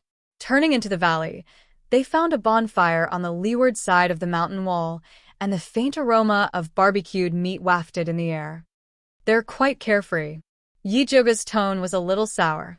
Anyone who fought to the death with the enemy in a broken temple and came back to find their comrades barbecuing and drinking would not be happy. Junie Chen rarely expressed his approval. At this time, Yi Yu, who was squatting next to the bonfire and roasting a rabbit, noticed that Yi Joga and the others had returned. Just as he was about to get up to greet him, a figure quickly strode towards Yi Joga. As she ran, she said in an exaggerated tone, "My young miss, you finally appeared. Alchemy City and Shangjing are in chaos because of you." No one else could have such exaggerated acting skills other than Bai Songling. "Really?" Yi Juga raised his eyebrows and replied to Bai Songling, "When did I become so important?" Why didn't she know? Bai Songling smiled bitterly and said, "Think about it. Master Yun's granddaughter, the eldest legitimate daughter of the Yi family and the former fiancée of the crown prince, turned out to be the leader of evil cultivators. Not only did she murder countless spiritualists who came to participate in the alchemy competition, but she also cruelly killed people from the Gong family. After being arrested, she killed people and escaped from prison. Gong Honglei has already sent a message back to the Spiritualist Alliance to list you as the most wanted criminal. Yi Yuxuan also posted on the Tianxia board, saying that he wants to cut off his father-daughter relationship with you. The Crown Prince even offered a bounty of 10,000 gold coins for your whereabouts. Su Yufeng and her mother went around saying bad things about you. Those passers-by who don't know what's going on will scold you, like you're the greatest sinner in history." Bai Songling was not exaggerating at all. In fact, the current situation was even more serious than what he had said. Alchemists were originally a respected existence. No matter who made a move on them, it would be a huge taboo. After Yi Joga escaped from prison, the Crown Prince added fuel to the fire and falsely accused her reputation. If Yi Yuxuan could bear the pressure to support Yi Joga, then the public opinion would not have gone out of control. Unfortunately, not only did Yi Yuxuan not help Yi Joga, he even posted on the Tianxia board, saying that he wanted to cut off his father-daughter relationship with Yi Joga and that her life and death would no longer have anything to do with him. In addition, Yi Shanshan and her mother had secretly and openly poured dirty water on Yi Joga's head, making people believe that Yi Zhuge was the head of a heretic cultivator. Yi Yu Xian. Yi Zhuge gritted her teeth, wishing that she could bite those 3 words into pieces and spit them into the mud. Although she knew that this scumbag of a father was a bit heartless, she did not expect him to be so heartless, indiscriminately framing her and breaking her bottom line every time. Forget it, I don't want this kind of father. Bai Songling comforted. Yi Zhuge let out a breath and asked, "What about the servants in my courtyard?" She was only worried about Mother Qing, Pearl, and the others. Even if Yi Yuxuan did not make a move on them, Su Yufeng would not let them go. Don't worry, after His Highness Dong Lingwang heard the news, he immediately sent people to hide all the servants in your courtyard. Bai Songling admired the servants of the Purple Forest Park. Dongfang Ke had just sent someone to pass the news to Mother Qing, and Mother Qing immediately arranged for all the servants to leave in an orderly manner. When Su Yufeng rushed over, even the old maid guarding the door of the Purple Forest Park had disappeared. That's good. Yi Zhuge finally heaved a sigh of relief. Oh right. Fourth Miss Yi is determined not to believe that you are a heretic cultivator and is still unwilling to return to Alchemy City, but her mother, Fifth Aunt, Bai Songling couldn't help but sigh and said, "We originally wanted to bring Fifth Aunt out, but she insisted on staying in the Yi Mansion to wait for Fourth Miss Yi to return. Not long after, I heard that she died of an acute illness. The news that Su Yufeng spread was that you were dissatisfied with Yi Yuxuan and wanted to poison them, but accidentally killed Fifth Aunt. Fifth Aunt is dead." This news was a bit unexpected for Yi Zhuge, but it was also reasonable. Yes, our people have already investigated and confirmed that it was Su Yufeng who poisoned her. Yi Yuxuan should also be aware of this, but he tacitly agreed that Su Yufeng pushed the blame to you. Bai Songling had been in the Ministry of Justice for a long time and believed that he had seen many tragedies, but a man as scum as Yi Yuxuan was rare. I didn't think that she would still be unable to escape this calamity. Yi Zhuge sighed. She had already done her best to protect Fifth Aunt, but in the end, she still couldn't protect her to the end. She only pitied Yi Rui. "Young miss, the rumors about you in Alchemy City and Shangjing are very unfavorable. If you don't think of a way to eliminate them, I'm afraid it will only get worse." Although Bai Songling sympathized with Fifth Aunt for not being a good person, Yi Zhuge was still more important to him. How could Yi Zhuge not know the severity of the situation? However, this kind of public opinion couldn't be changed with just words. Just as Yi Zhuge was frowning and thinking hard, Luo Tian came over and said gently, "Young miss, why don't we slowly talk by the fire? It's warm there. You've been tired all day, so you should be hungry." Yes, we roasted rabbit meat for you and cooked mushroom soup." Bai Songling said, "At such an unlucky time, you need to eat and drink to have the energy to continue the discussion."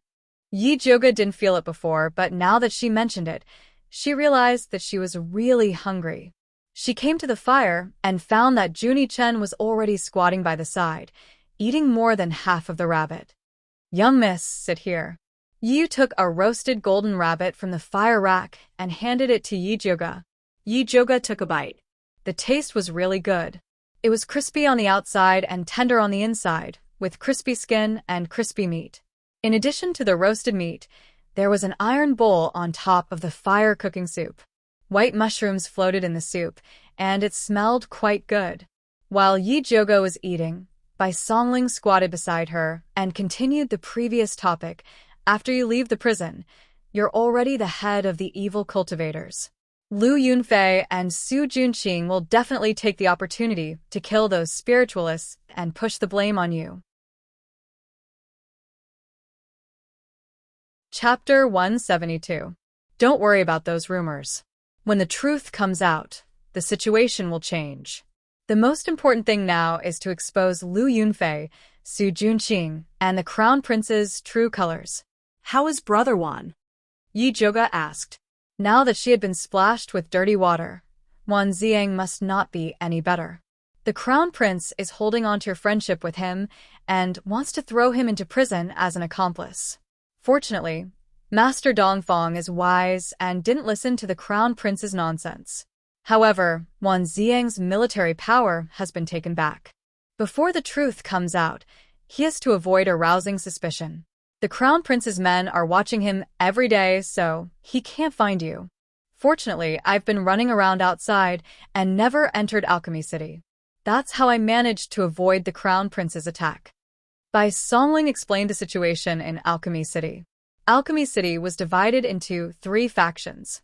The Crown Prince and Gong Honglei's faction believed Yi Zhouge was the murderer. Wan Xiang and Yi Rui didn't believe Yi Zhouge was a heretic. Dongfang Yao and Li Zijuan remained neutral. You're missing one faction. Yi Zhouge added. Su Junxing and Lu Yunfei are also one faction and the most important one. You're right. Bai Songling nodded and looked at Yu. You brat.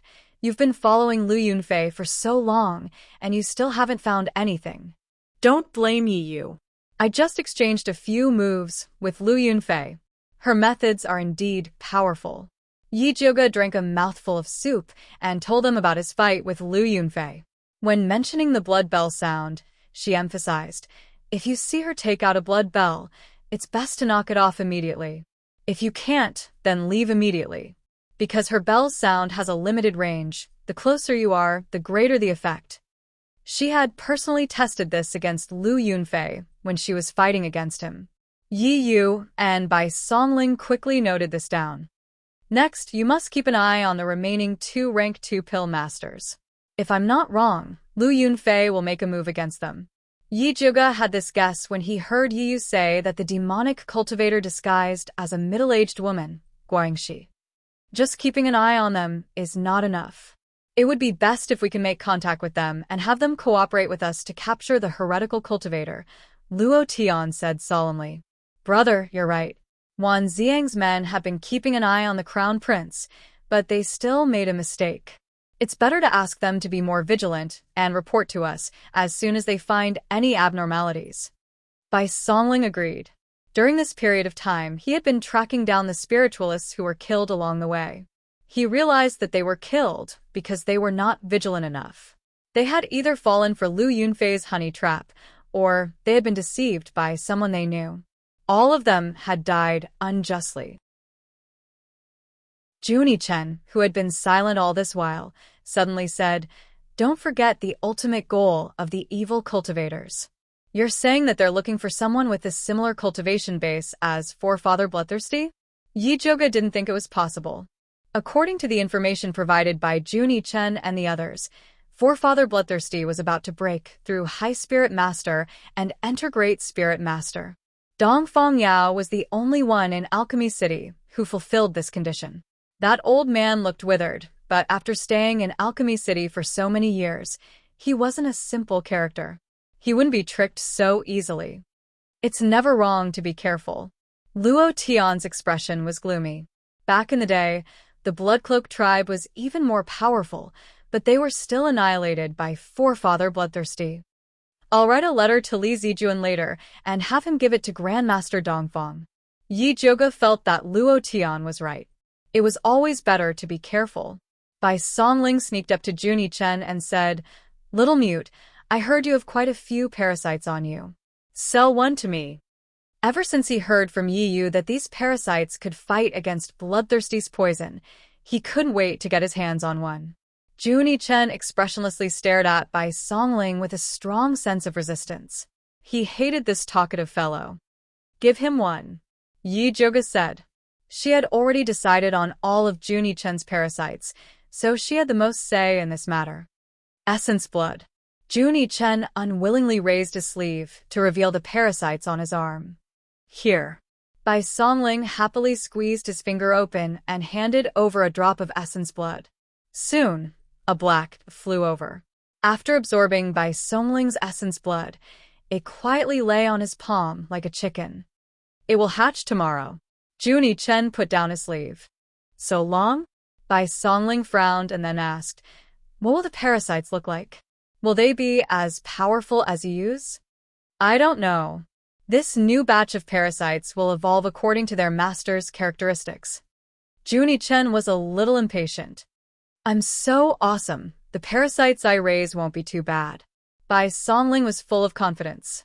She then moved to Yi Joga's side and said, "When the time comes, give me a few bottles of spirit beast pills to raise parasites. 500 taels of silver per bottle. Thank you." Yi Joga said bluntly. The elixirs she gave before were all one-time use. Now that they wanted to use spirit beast pills to raise parasites, she couldn't afford it. "TSK, 500 taels. Alright, I'll take one first." Although Bai Songling's heart ached, in order to raise a good parasite to save his life, he had to buy it no matter how expensive it was. "I don't have any elixirs with me now. Let's talk about it later." Yi Juga secretly decided to go back and refine spirit beast pills in batches. All right. Bai Songling nodded. "Oh right, Yu, how's your parasite?" Yi Juga turned his head and asked Yu. "My black overlord isn't doing too well." Yu carefully took out his parasite from his belt. The once majestic black bug now looked shriveled and shriveled. It curled up in Yu's palm, looking like it was half dead. It must have eaten the wrong poison. It will be fine after resting for a while. Junie Chen glanced at it and knew the problem. Although the poisonous earth dragon parasite could swallow a lot of poisons, some poisons were very harmful to it. For example, the aphrodisiac poison. After swallowing this poison, it would become excited. When it couldn't find a target to vent, it would become like this. After Yu heard this, he felt some heartache. He gently stroked the body of the Black Overlord. He was hit by Lu Yunfei's poisonous emotion palm. If not for the Black Overlord helping him to absorb more than half of the poison, even if he swallowed the clear heart pill, he would still turn into a beast of desire. Poor Overlord parasite. Yi Juga deeply sympathized with it. Unfortunately, she didn't have any more spirit beast pills on hand. Otherwise, she would have given it a few to comfort it. Chapter 173. The night sky was tranquil, with the stars hanging high in the sky. Bai Songling yawned and asked Yi Joga, "It's getting late. Should we camp here or go somewhere else?" These rough men could lie down for the night anywhere, but Yi Joga was still his. He was afraid that she would feel wronged. Yi Joga thought about it and said, "Let's go back to Alchemy City. Find a way to rent a place for me tomorrow morning. I want to refine some tranquil heart pills and a few bottles of spirit beast pills." These insects needed pills to heal, so it was better for her to refine some as a backup just in case. "Sure, His Highness has a secret hideout in Alchemy City. I guarantee that the Crown Prince won't be able to find out." Bai Songling couldn't help but admire Dongfang K's foresight. Dongfang K had secretly set up several strongholds in Alchemy City before the competition. Now they finally came in handy. "Then let's go." Yi Joga stood up. Luo Tian extinguished the bonfire. Yi dug a hole to bury the leftover rabbit skeleton. Bai Songling cleaned her precious iron bowl and put it away. There was still 2 hours until daybreak. Yi Joga, Bai Songling, Luo Tian, and Yu had to disguise themselves, or else they would be captured. Disguising was also a necessary skill for Yu. He painted his face yellow, and after a few fiddles, he turned into an ordinary young man. Dressed in coarse blue clothes, he looked like a servant from a rich family. Luo Tian, on the other hand, painted his face black and pretended to be a silent guard. Bai Songling put on a slanted eyebrow and a goatee. He wore a sapphire blue robe and instantly became a rich landlord. At first, Bai Songling suggested that Yi Joga pretend to be a landlady and become his wife, but Yi Joga refused. She had already made up her mind. She rubbed some medicinal powder on her face and turned into a middle-aged woman with high cheekbones, a mean expression, and fine wrinkles on the corners of her mouth. "You look like Guangxi." Yi Yu frowned. This face reminded him of a painful memory. "That's the effect I want." Yi Joga did it on purpose. "That's too risky." Bai Songling also disagreed. They had to tuck their tails between their legs when they entered the city, but Yi Joga pretended to be someone that the evil cultivator had once disguised as. Wouldn't that attract more attention? Nothing ventured, nothing gained. The best defense is offense. Yi Joga naturally had her reasons for doing so. Now that the entire Thunder Country was against him under the influence of the Crown Prince, If she continued to hide like a turtle, she would only lose the initiative. She had to think of a way to take the initiative to attack. He might be able to catch a big fish by pretending to be Guangxi. Well, anyway, it can't be that bad. Bai Songling was also very optimistic. By the time they finished dressing up, the sky was already beginning to brighten. After the city guards opened the gate, they didn't interrogate Yi Zhuge's group and, directly, let them into the city. The stronghold that Bai Songling mentioned was at number 17 East Main Street, next to the herb shop. At this time, it was still early. There were few people on the street, and only a few shops were open. The group entered the house without a hitch. It was a courtyard with 3 entrances. Although the layout was simple, it had everything that one needed. Bai Songling was about to arrange for them to rest when he suddenly thought of something and said, "My insect seems to be hatching." As he said that, he raised his arm and saw that the black on his hand had become much bigger. Then, it moved and finally stretched out, revealing its true face. Luohowever, everyone looked at it with a strange expression. Yi Yu's black overlord was ferocious and mighty, good at hiding and devouring. Luo Tian's little red was extremely fast and good at sneak attacks. Bai Songling's white insect didn't have eyes or wings. It only had an extremely big mouth and looked very ugly. Things are like people. Junie Chen nodded and said, "You talk too much. That's why you raised such a big mouth insect." Impossible. Bai Songling couldn't believe that such a handsome young talent like him would raise such an ugly insect. He couldn't accept it. Face the reality. Yi Zhuge also laughed mercilessly at the side.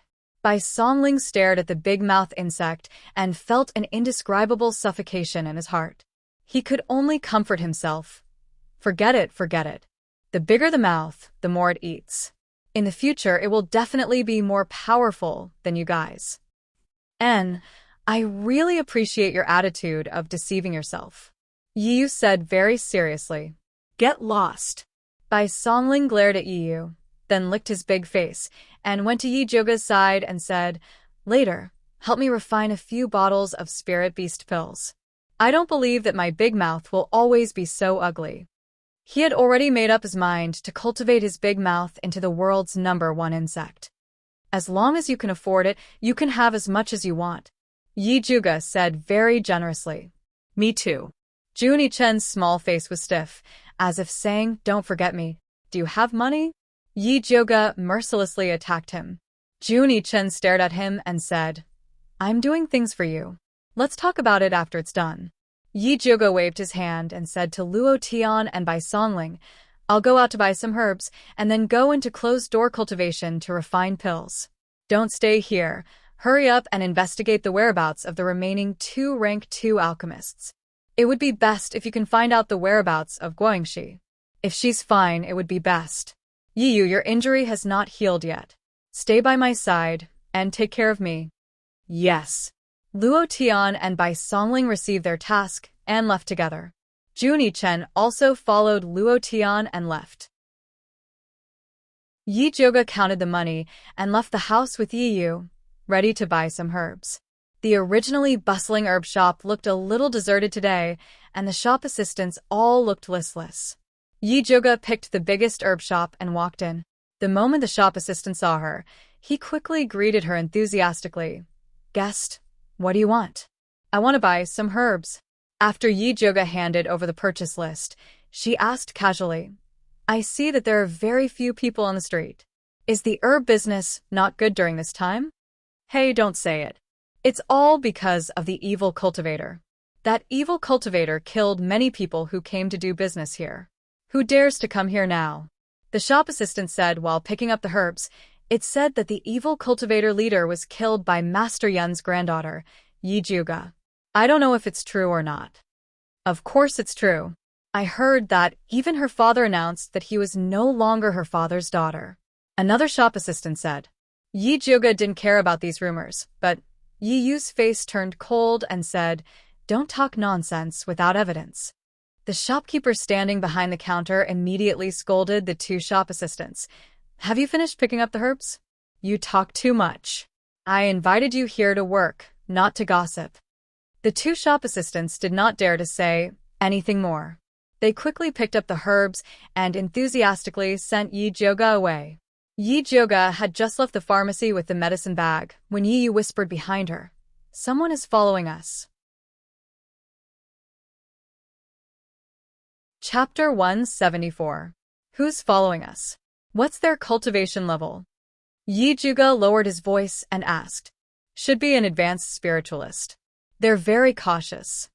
Yi Yu answered. If it wasn't for his natural sensitivity towards tracking, he probably wouldn't have noticed. Let's find a chance to take him down, Yi Jioga said as she looked around. They were currently on the busiest street in the herb store. Although the evil cultivator's killing caused business to drop, there were still more people than other streets. In particular, there was a free market in front of them that sold spiritual herbs picked by the city's residents. There were quite a lot of good stuff. Many low-rank alchemists were there with their followers. It was very lively with people coming and going. Yi Jioga had an idea, so she turned around and walked towards the market. After turning left and right, she walked into a small alley. During this process, Yi Yu and Yi Jioga were already separated from each other by the crowd. Yi Jioga kept walking along the dirty alley. The further she went, the more secluded it became. At this time, she could feel someone following her. The aura was very well hidden. If she didn't look carefully, she wouldn't have noticed. When she reached a dead end filled with junk, she turned around and asked, "Friend, why don't you come out and have a good talk?" The person didn't make a sound. The alley was dead silent. "Since you don't want to come out, don't blame me for being rude." Yi Jioga raised her finger, and a purple lightning shot towards the pile of wood in the corner of the alley. A black figure sprang out from the pile of wood and ran out of the alley. Yi was already prepared. He came out from the shadow and raised his hand to shoot two gray spiritual lights to force the black figure back. The black figure landed in front of Yi Jioga and revealed his face. It was a young man with a very unique appearance. "It's you?" Yi Jioga looked at the person's braided hair and black and red robe. He remembered that the person was a rank 2 alchemist. He was a prince from a remote country in the west. He seemed to be called Oh Yongsan. "You recognize me?" Oh Yongsan's light brown eyes sized up the disguised Yi Jioga. "There are only a few rank 2 alchemists in the city. It's not strange that I recognize you. But why are you following me?" Yi Jioga asked with a stern face. "Because you look like a friend of mine, Guangxi. Do you recognize her?" Oh Yongsan's attitude was calm, but his tone was full of probing. "I don't. Does she look like me? If there's a chance, we can get to know each other." Yi Jioga was expressionless. "There's no chance." Oh Yongsan shook his head and said word by word, "She's dead. She was killed by an evil cultivator." Yi Jioga couldn't help but raise his eyebrows in surprise.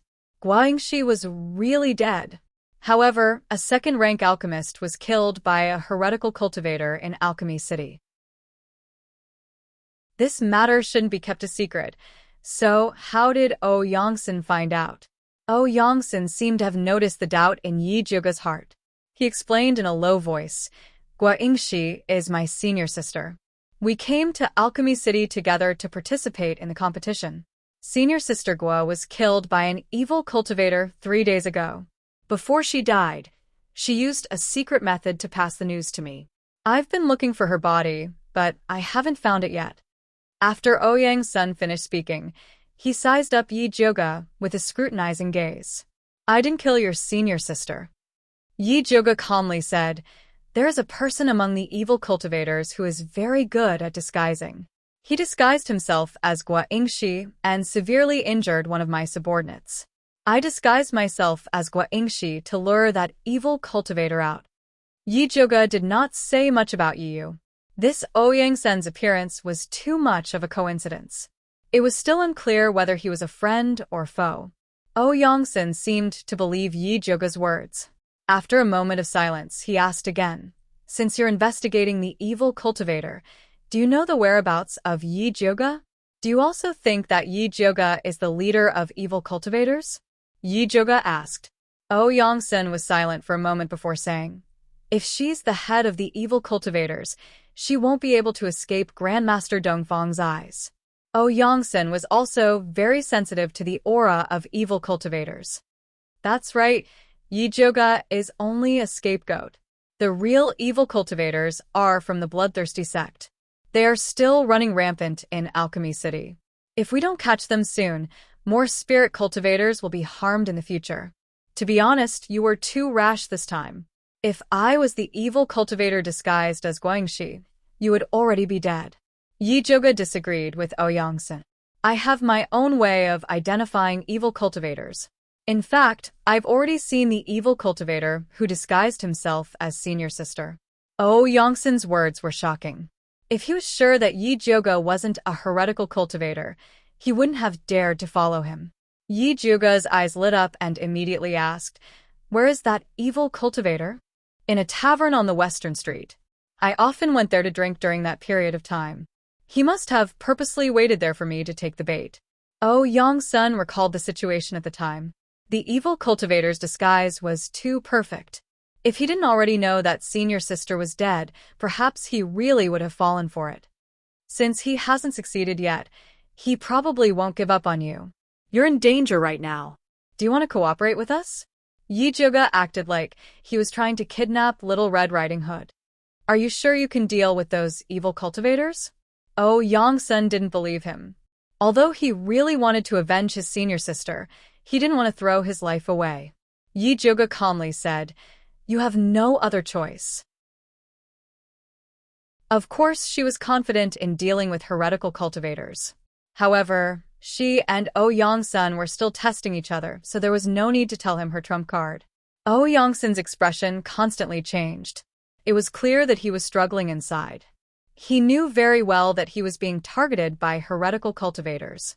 He would have to face them sooner or later. Senior sister's cultivation was higher than his, but she still died in the hands of a heretical cultivator. Needless to say, he would die. Even so, he could not afford to easily believe that the two spiritualists in front of him were obviously in disguise. You don't have to make a decision in a hurry. This communication talisman is for you. If you need anything, let us know immediately. We'll rush over to save you. However, heretical cultivators have always been strange. It's better to take the initiative than to be attacked. Think about it carefully. Yi Joga took out a communication talisman. This thing was expensive. She only got 3 of them. Even Yi Yu and Wang Xiang couldn't bear to give them to Yongsan. Thank you. Yongsan took the communication talisman. Needless to say, Yi Joga's actions made him feel more at ease. He started to seriously consider the possibility of cooperation. I still have something to do. Excuse me. Yi Joga said goodbye and left with Yi Yu. Chapter 175. Eldest Miss, that guy is still watching us from behind. Yi Yu whispered. There's no rush. He's definitely more anxious than us. Yi Joga said indifferently. If she acted like she wanted Yongsan no matter what, she was afraid that he would still act arrogant. She had to act like she didn't care about anything. Only then would he seriously consider the cooperation. How about I go watch him? Yi was a little worried. There were only 2 second-rank alchemists left in the city. If Yongsan was also killed, it would be even more difficult for them in the future. That's fine, but you have to be careful. If you meet Lu Yunfei again, take more pills. Big sis doesn't have anything, but I have a lot of pills. Yi Joga stuffed a few bottles of clear heart pills and passion fire pills into Yi's hands. In fact, Yi's stealth was very good.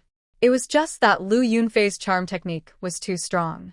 A hot-blooded young man like him was easily affected by her. Yi Yu awkwardly took the pills. Previously, he was a little distressed about the pills. He wouldn't use them unless it was absolutely necessary. If he could take a few in advance, he wouldn't be so easily bewitched by Lu Yunfei's charm technique. After Yi Joga and Yi Yu separated, they took a few more turns and changed their clothes again before returning to the stronghold. They found that Luo Tian and Juni Chen were already back. Eldest Miss, were you being followed? Luo Tian saw Yi Joga change into a yellow dress and dress like a naive young girl. He guessed that something must have happened. Yes, I was followed on the way. How about you guys? How's the mission? Yi Joga asked. We went to the alchemy tower and only saw that martial artist Xiong Yunhu. We didn't see that Yongsan. I heard that he went out for a drink. We also found news about Guangxi. I heard that after the competition, she left the alchemy tower to pick herbs in the mountains. She came back a while ago and went out again. Based on the time she came back, it should be to set up a trap for Yu. Luo Tian explained his investigation in detail. That Xiong Yunhu looks like a bear, but he's very afraid of death. He cried and screamed for the people of Alchemy City to protect him. He even insisted on staying in Dongfang Yao's private residence. If they didn't let him, he would roll around shamelessly, sneered Junie Chen. There's such a thing? Yi Zhouge's impression of Xiong Yunhu was that he looked mighty and extraordinary. He didn't look like a coward. That's true. He even wanted to cause trouble with Yongsan, but Yongsan ignored him. Luo Tian nodded and said, I heard that Yongsan has been very depressed recently and often goes to the tavern to drink. Although evil cultivators were rampant in Alchemy City and the situation was tense, most of the spiritualists who were killed outside the city, so no one dared to leave the city. I see. By the way, where's Bai Songling? Isn't she with you? Yi Zhouge asked again.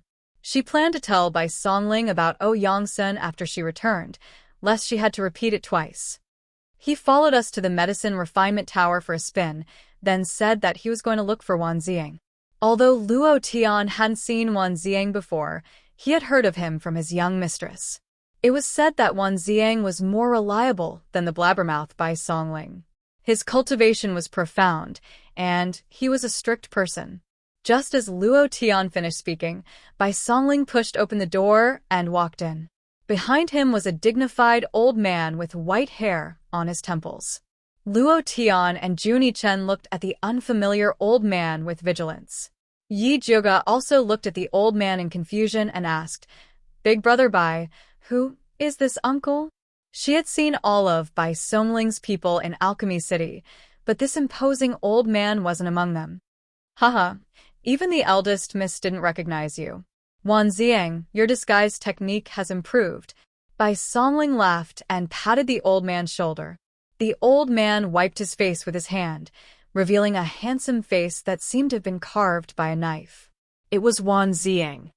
Big brother Wan, why are you here? Yi Zhouge was pleasantly surprised. She thought that Wan Ziang was being watched too closely by the crown prince and couldn't come out. I found a body double. Wan Ziang gave a simple explanation. He had been in the Justice Ministry for so long and learned many tricks from all walks of life. He didn't bother using them in the past, but he couldn't care less at this critical moment. Yi Zhouge asked, How is my little sister? Does she know about fifth concubine's death? Yi Rui was now imprisoned in Alchemy City because of her. She didn't even get to see fifth concubine one last time, so she felt a bit guilty. Fourth Miss Yi and your maids are under Li Zijuan's protection. They are currently safe, but I was afraid that she would be too excited to hear about her mother's death, so I hid it from her. On the other hand, your maid, Hua Dai, went missing some time ago. Li Zijuan's group found her corpse outside the city. Just like Gong Hongyu, she was skinned and had her blood sucked out. I saw her corpse, and it didn't look like she had just died. It was more like she had been dead for a while. Wan Ziang spoke in a grave tone. Although his military power was taken away, Grandmaster Dongfang and Li Zijuan didn't restrict his movements and would notify him if anything happened. Yi Zhouge asked, When did Hua Dai go missing? In fact, she had already guessed that Hua Dai was already dead. The Hua Dai who accused her that day was most likely the evil cultivator who was good at disguising himself. She had to admit that the evil cultivator was really powerful. Although she had some suspicions at that time, she still couldn't see any clues. The day Yi was injured by Lu Yunfei. Wan Ziang's words confirmed Yi Zhouge's speculation. She told him about seeing Yongsan in the medicine shop and finally said, According to the current situation, the evil cultivator should have pretended to be Hua Dai to accuse me, then pretended to be Guangxi to lure Yu into the trap, and now he wants to harm Yongsan. That Yongsan really doesn't know what's good for him. He's still dawdling even when he's about to die. If it was me, I would have directly tied him up and brought him back.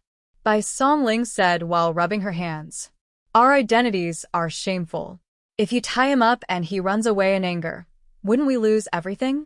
If she could tie him up, Yi Joga would have kept Oh Yongsan alive for the new year. Eldest Miss is right. With the current situation, Oh Yongsan will cooperate with us sooner or later. What we need to do now is to plan how to use him to catch those evil cultivators. Wan Ziang said in a deep voice. That evil cultivator in disguise is not difficult to catch. I'm just afraid that Lu Yunfei will follow us. I'm afraid that we won't be able to stop them from joining forces. Bai Songling sighed. If they were in Shangjing, he would have directly asked Dongfang Ke for a few dozen martial artists to kill those evil cultivators. However, they were now the scapegoat and had to sneak in and out. If they mobilized a large number of people before Lu Yunfei could make a move, the Crown Prince could lead a team to destroy them. Chapter 176. This is indeed a problem. It would be best if we could separate them and defeat them. Wan Ziang had already heard about Lu Yunfei's methods from Bai Songling. He was also very afraid of Blood Bell and Blood Sharp Sword. I have a way to lure Lu Yunfei away. Yi Zhuge said. What way? Bai Songling turned his head to look at her and said, We only have a few people. If we need a lot of people to lure Lu Yunfei away, we won't be able to catch that evil cultivator. Don't worry, we don't need our people to lure her away. Yi Zhuge took out a tightly bound purple scorpion from the bag he carried with him. It was also wrapped in thick yellow mud into a ball. Wan Zian carefully looked at the scorpion and asked, This is the scorpion that lured you to the pile of rocks? Yes. Yi Zhuge nodded. Damn, then what are we waiting for? Quickly blow this guy up. Bai Songling screamed. If it wasn't for this stupid thing, Yi Zhuge wouldn't have been hit by the black pot. The huge purple scorpion heard Bai Songling's words and squeaked in fear. I didn't expect this big scorpion to have some intelligence. Bai Songling looked at the big scorpion in surprise. Ever since he raised the big mouth goo, he became more interested in spirit beasts and demonic beasts. Idiot, you can't even recognize the mutated beast treasure-seeking scorpion. Junie Chen said expressionlessly. What? Bai Songling couldn't care less about quarreling with Junie Chen. He stared at Yi Zhuge and asked, This is a mutated beast? Treasure-seeking scorpion. It sounded very awesome. That's right, this is Lu Yunfei's treasure. As long as we use this thing as bait, Lu Yunfei will definitely fall for it. Yi Zhuge shook the treasure-seeking scorpion in his hand. She already had the fat black mouse, so she didn't care about this treasure-seeking scorpion. Such a good treasure, it's better to keep it for myself. Bai Songling coveted it. Wan Ziang glared at him and asked Yi Zhuge, What do you plan to do? I believe that Li Zijuan will be very interested in this treasure-seeking scorpion. Yi Zhuge handed the treasure-seeking scorpion to Wan Ziang and said, As for how to do it, big brother, one should know better than me. The yellow mud on the scorpion's body is mixed with an aura-concealing medicinal liquid. If you want to lure Lu Yunfei over, you just have to break the mud. I understand. Wan Ziang took the treasure-seeking scorpion. Although Dongfang Yao was the most powerful person in the city, the second most powerful person wasn't Dongfang Jiaming. It was Dongfang Yao's prime disciple, Li Zijuan. Li Zijuan was a very cautious person. With Alchemy City in such a chaotic state and Dongfang Yao standing aside, he didn't dare to act recklessly. Everything he did was for the sake of safety, so he focused all of his efforts on stabilizing the city. Although they wouldn't make any mistakes this way, it wouldn't be of much use in capturing evil cultivators. However, Li Zijuan hated heretic cultivators very much. If he knew that this treasure-seeking scorpion belonged to a heretic cultivator, he would definitely be willing to help Lu Yunfei. After all, a mutated beast like the treasure-seeking scorpion was also a treasure to a spirit alchemist. Whether it was used to find special spirit herbs or to kill it for alchemy, it would be great. Yi Zhuge stood up and said, All right, I'll leave the matter of capturing the disguised heretic cultivator to you guys. I'll go and refine some pills. Wan Ziang, Bai Songling, Luo Tian, and Junie Chen weren't mediocre people. With O Yongsan's trap and the treasure that lured Lu Yunfei away, it was more than enough to plan an encirclement. There was no need for her to participate. It was more practical for her to refine more tranquil heart pills and spirit beast pills. Go! Bai Songling and Junie Chen spoke in unison. They glanced at each other and snorted at the same time before looking away. They both wanted to use spirit beast pills to raise Gu, but Yi Zhuge couldn't refine a lot this time. If they wanted to get more spirit beast pills from Yi Zhuge, they had to perform well. The two immediately ignited their battle spirits and swore to take down the disguised heretic cultivator. Yi Zhuge went into seclusion for 2 days and 2 nights and refined a total of 38 bottles of tranquil heart pills and 16 bottles of tranquil heart pills. As for the emotionless fire pill, spirit recovery pill, and chi replenishing pill, she also refined some of them. When she opened the door and walked out, her legs were soft and her body looked like it had been hollowed out. Eldest miss, are you all right? Luo Tian looked at the bruises under Yi Zhuge's eyes. It was as if she had been punched twice. Even her snow-white skin couldn't hide her exhaustion. He sighed in his heart. He didn't expect that Yi Zhuge, who looked so fairy-like and delicate, would be quite terrifying when she fought with all her might. If he followed such a talented and hard-working person, he wouldn't be any worse off in the future. I'm fine. How's O Yongsan? Yi Zhuge felt that 2 days was enough for O Yongsan to think. If he still didn't agree, then he shouldn't blame her for using violence. O Yongsan already sent a message yesterday. He agreed to cooperate with us to lure the heretic cultivator. Luo Tian said. Then what do you plan to do? Is the plan ready?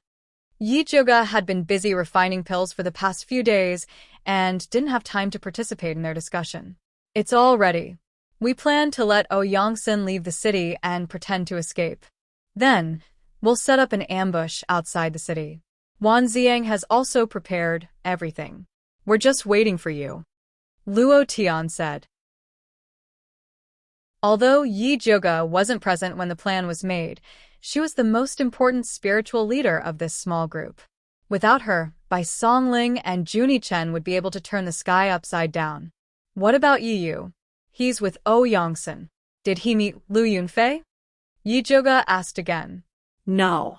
Recently, the city has been very strict.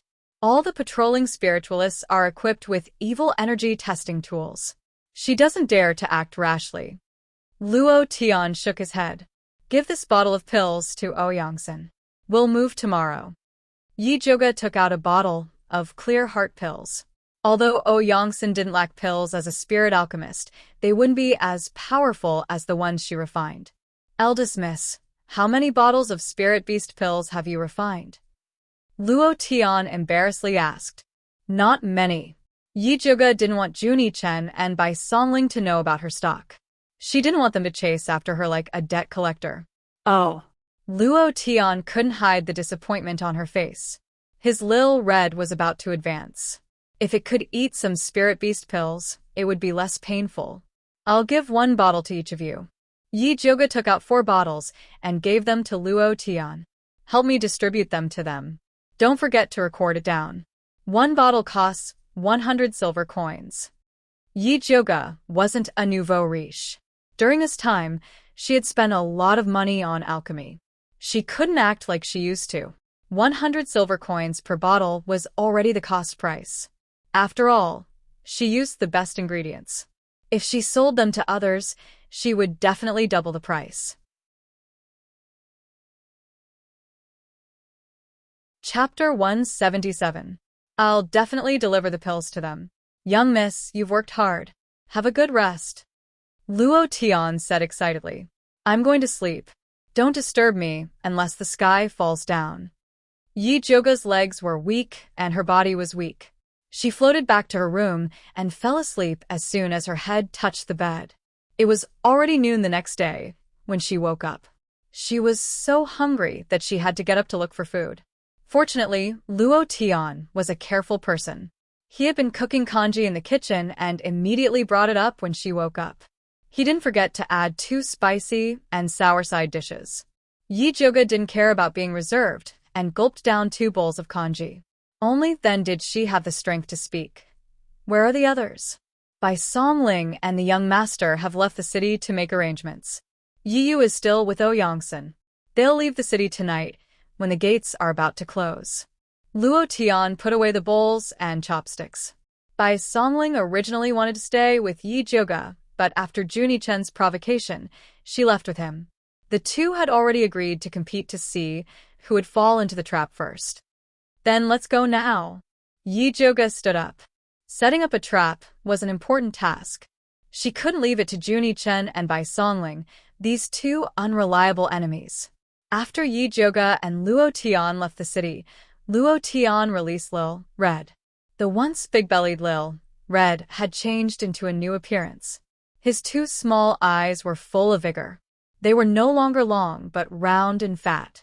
He looked very rich, like a chafer. The 2 cicada wings on its back had become very strong. Dragging 2 more scorpions wouldn't be a problem anymore. Go find the young master. Luo Tian ordered Lil Red. It immediately flapped its wings and flew forward. Yi Joga and Luo Tian quickly followed behind Little Red. The 2 ran for almost 4 hours before arriving in front of a hidden cave. The cave was overgrown with weeds and a short, crooked tree.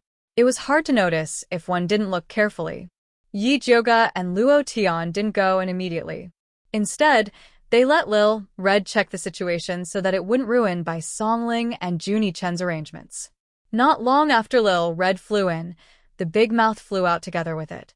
After eating the bottle of spirit beast pills given by Bai Songling, the parasite insect, which originally only had a big mouth, also underwent some changes. The most obvious change was that its mouth had become smaller. It had a delicate head, a pure white body, and a pair of faintly glowing wings. It looked quite elegant, but no one knew what special use it would have.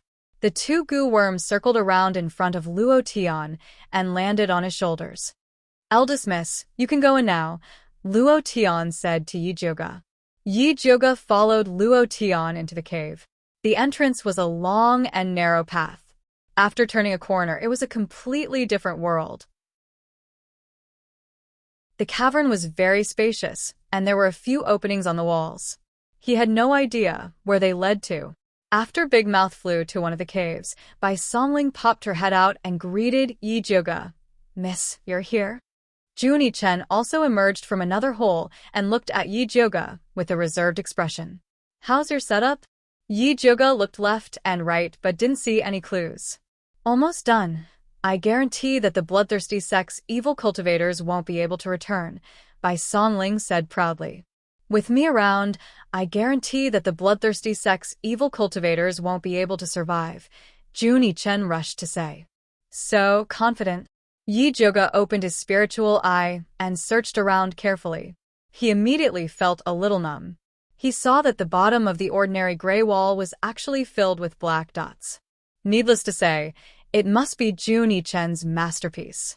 After this guy recovered his strength, not only could he control goo, he could also summon poisonous insects and snakes. Other than these densely packed poisonous insects and snakes, Bai Songling also set up many traps. If the evil cultivators really chased them here, they would definitely see ghosts immediately. Eldest miss, it's clean here. Come up and guard with me. Bai Songling waved to Yi Joga. No need. I'll wait outside to ambush. As a reserved lady, Yi Joga really didn't want these long creatures to stay in the same space. All right then. Bai Songling was a little disappointed that no one appreciated her magnificent feat. Junie Chen didn't have any objections.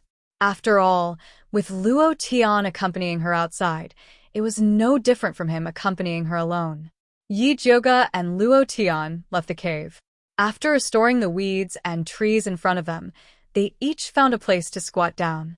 Night fell quickly. The gloomy night sky and the mountain wind whistled, bringing with it a damp and cold atmosphere. Yi Joga squatted down on a big banyan tree branch and looked into the distance. Yi followed Bai Songling to scout this cave, so there shouldn't be any mistakes.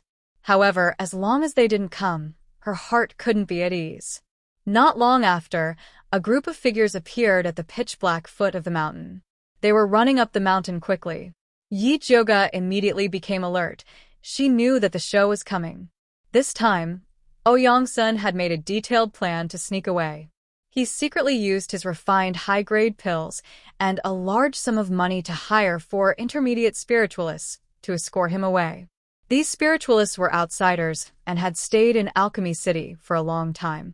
Under the temptation of Yongsun's money, they agreed without hesitation.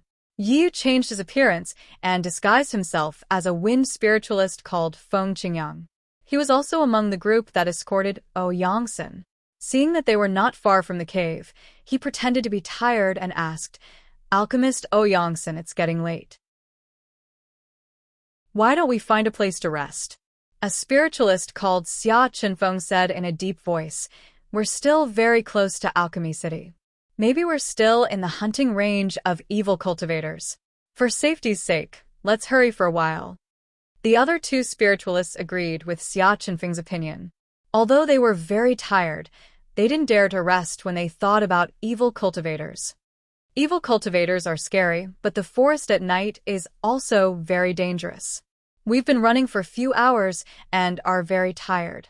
If we encounter a powerful beast, I'm afraid we won't be able to handle it, Yi Yu said reasonably.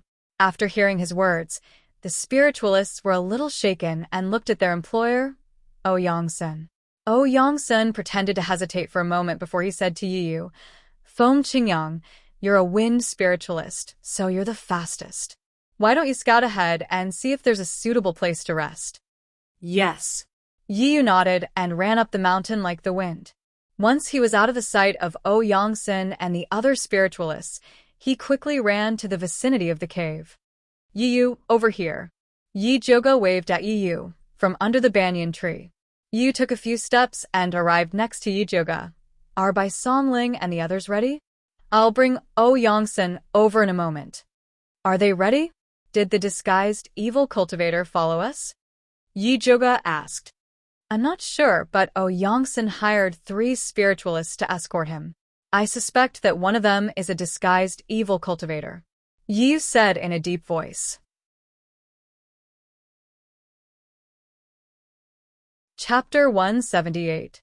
Who are the spiritualists that Yongsun invited? Do you have a target in mind? Yi Joga asked. If they could confirm the identity of the disguised evil cultivator, they would have more confidence in taking action. Yongsun invited 3 spiritualists. One is called Hulin, an intermediate water spiritualist. He talks a lot and is a fence-sitter. One is called Jiangxingjia, an intermediate wood spiritualist. He looks simple and honest and doesn't talk much. The last one is called Xia Chenfeng, an advanced earth spiritualist. He always wanted to change routes. I think he sensed something. I suspect that Xia Chenfeng is the culprit, but I don't have any solid evidence yet. Yu had been following Yongsun for a while and had investigated these spiritualists. Although there was no problem with the identity of these spiritualists, his intuition told him that the disguised evil cultivator was among them. "We'll know after we capture them," Yi Joga said. As long as she had time to observe carefully, she was confident that she could find the culprit. "Okay, I'll lure them over now." Yi jumped down the tree and quickly returned to Yongsun's side. "How is it? Did you find the place?" Yongsun pretended to be tired. In fact, he was very tired. Spirit alchemists were very respected in Kanglin continent.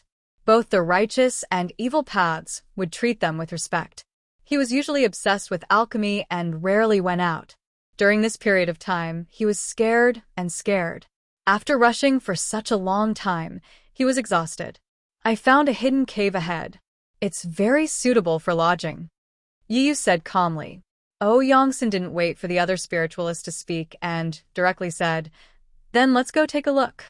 Yi Yu brought Yongsun and the others to the cave. Just as they were about to enter, Xia Chenfeng stopped and doubtfully said, "Brother Feng, have you checked this cave?" "I just went in and took a look. I didn't find anything unusual." Yi Yu shook his head and said, "Even if there is a demonic beast inside, can't we 5 spiritualists take it down?" Brother Feng is right. If we can't even take down a demonic beast, we can forget about passing through the forest. Oh Yongsan showed a very dissatisfied look. He had spent so much money to hire someone to escort him, but in the end, the guard was afraid of death and was overcautious. No matter which employer it was, they would not be satisfied. I just think it's better to be careful. Since Brother Feng is so sure, then just pretend I didn't say anything, Xia Chenfeng said with a straight face. Let's go in. Yi lit a torch and walked into the cave first. Ouyang's son and the others also walked in. Xia Chenfeng carefully searched the cave once. Seeing that the inside was empty, but there were many holes above, he immediately said with some dissatisfaction, Brother Feng, do you know where these holes lead to? It's just a few empty holes. If Brother Xia is afraid, you can just seal them up. Yi swept a clean spot on the ground and called Oh Yongsan over to sit. Oh Yongsan sat down next to Yi, then raised his head and said to Xia Chenfeng, aren't you an earth-type spiritualist? Sealing a few holes shouldn't be a difficult task for you, right? Hu Lin and Jiang Xingjie also sat down, looking like they didn't want to leave. Xia Chenfeng had no choice but to use his earth-type spirit energy to build 3 yellow walls to seal the holes. After finishing, he was a bit tired, but he didn't want to sit with the others. He found a quiet corner and took out his dry food and water bottle to eat. Alchemist Ouyang, come, have some water. Hu Lin attentively handed over his water bottle. No need, I have my own. Oh Yongsan took off the water bottle on his waist and politely refused Hu Lin. Before he came here, Yu had already warned him that there might be a disguised evil cultivator among the 3 guards, so he must not get too close to them, let alone eat anything they gave him. Hu Lin didn't feel embarrassed after being refused and continued to smile. He continued to talk to Oh Yongsan. Alchemist Ouyang, have you thought about where to go after leaving Alchemy City? I've been out for so long. I really want to go home. Oh Yongsan said with a normal expression. He only asked Hu Lin and the others to escort him to the capital, and he would walk the rest of the way. Sigh, Alchemist Ouyang is quite unlucky. You traveled thousands of miles to participate in the competition, only to encounter something like this. If it weren't for the evil cultivators, it wouldn't have been difficult for you to win the competition. Hu Lin flattered. Sigh, it's good enough that I'm still alive. I don't dare to think about the competition. Oh Yongsan bitterly smiled. Hu Lin patted his thin chest and said, Alchemist Ouyang, don't be afraid. With us here, we will definitely protect you. Hu Lin was small and didn't have much offensive power, so he had always been doing poorly. It was rare for him to have a second-rank alchemist by his side. He really wanted to hug Oh Yongsan's thigh and call him father. Xia Chenfeng held the water bottle and sneered. He didn't hide his disdain for Hu Lin at all. The one with the surname Xia. I've tolerated you for a long time. Alchemist Ouyang invited you here to be his bodyguard, not to be his boss. Who are you acting weird all day? Brother Feng found such a good place, yet you're still so picky. What's the meaning of this? Hu Lin shouted at Xia Chenfeng in dissatisfaction. Surnamed Feng doesn't even say anything. What are you pretending to be? Xia Chenfeng put down the water bottle and sneered. You? Hu Lin was so angry that he was trembling. However, Xia Chenfeng was a small realm higher than him, so he was no match for him. Hu Lin looked at Yu, wanting to find help. However, he saw that Yu was resting with his eyes closed, as if he didn't want to cause trouble. Coward! Hu Lin scolded in his heart and went to win over Jiang Xingjie. Brother Jiang, don't always look like a taciturn gourd. Otherwise, you won't even know when people come knocking. Hearing this, Jiang Xingjie just laughed and continued to collect firewood. Soon, he set up a bonfire rack. It was humid deep in the mountains at night, and it got colder as the night went on. Not only could a bonfire drive away the cold, it could also drive away wild beasts.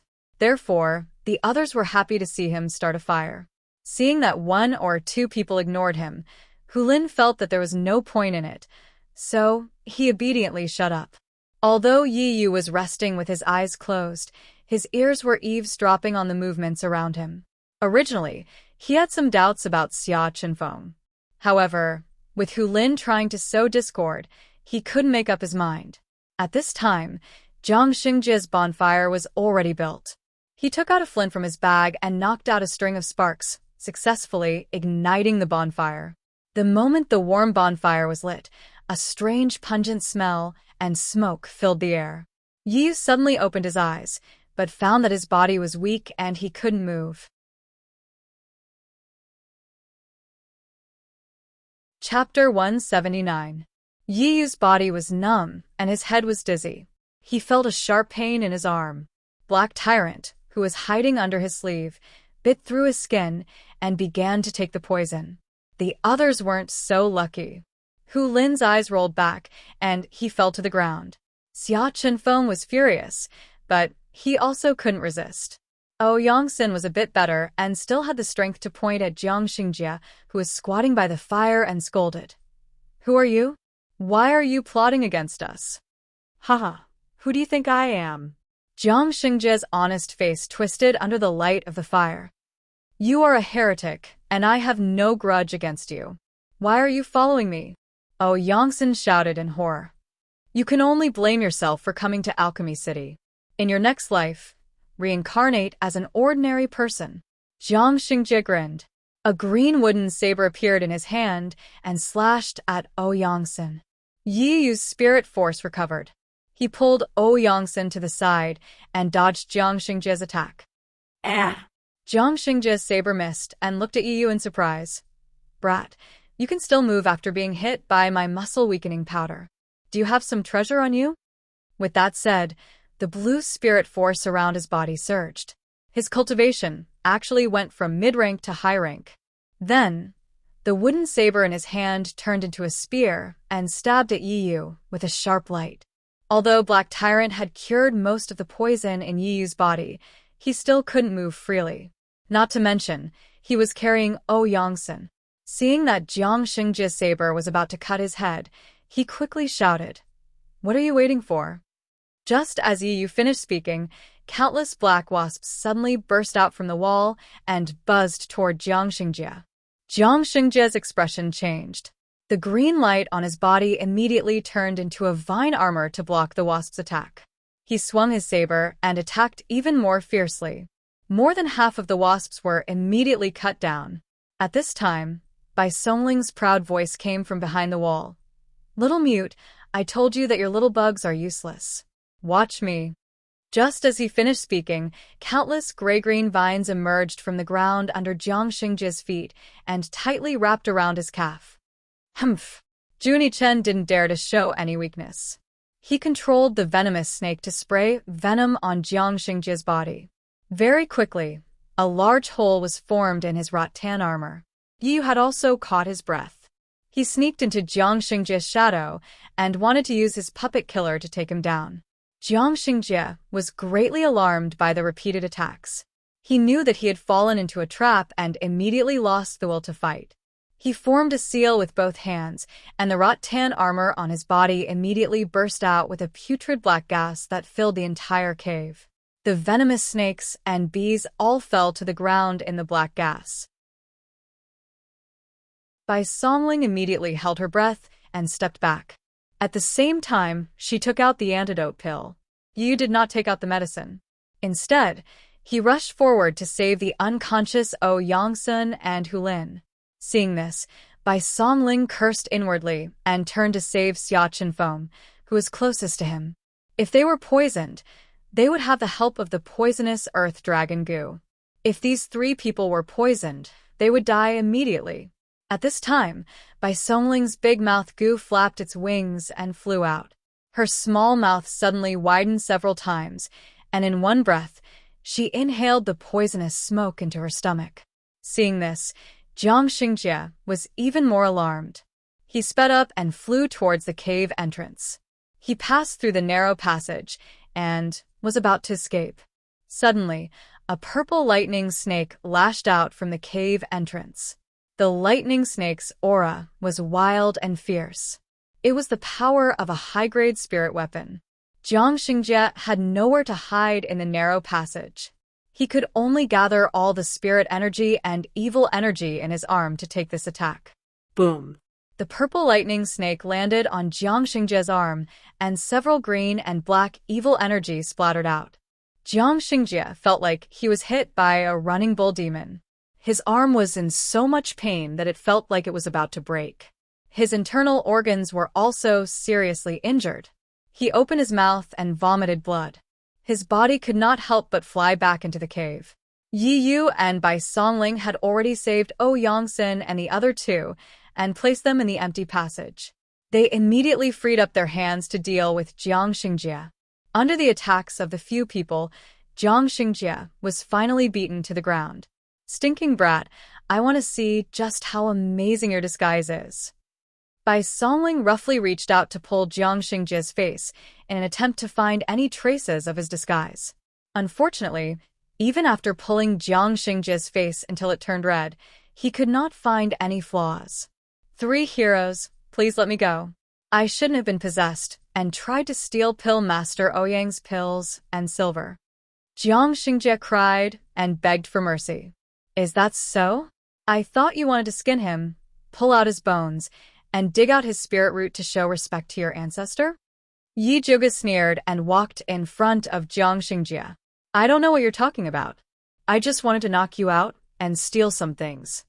Jiang Xingjie returned to his previous honest appearance. "All right, stop pretending. We all know that you were sent by the bloodthirsty sect and that you're the best at disguising yourself. How many people did you bring? Who were your accomplices? And why did the bloodthirsty sect's ancestor send you all to Alchemy City?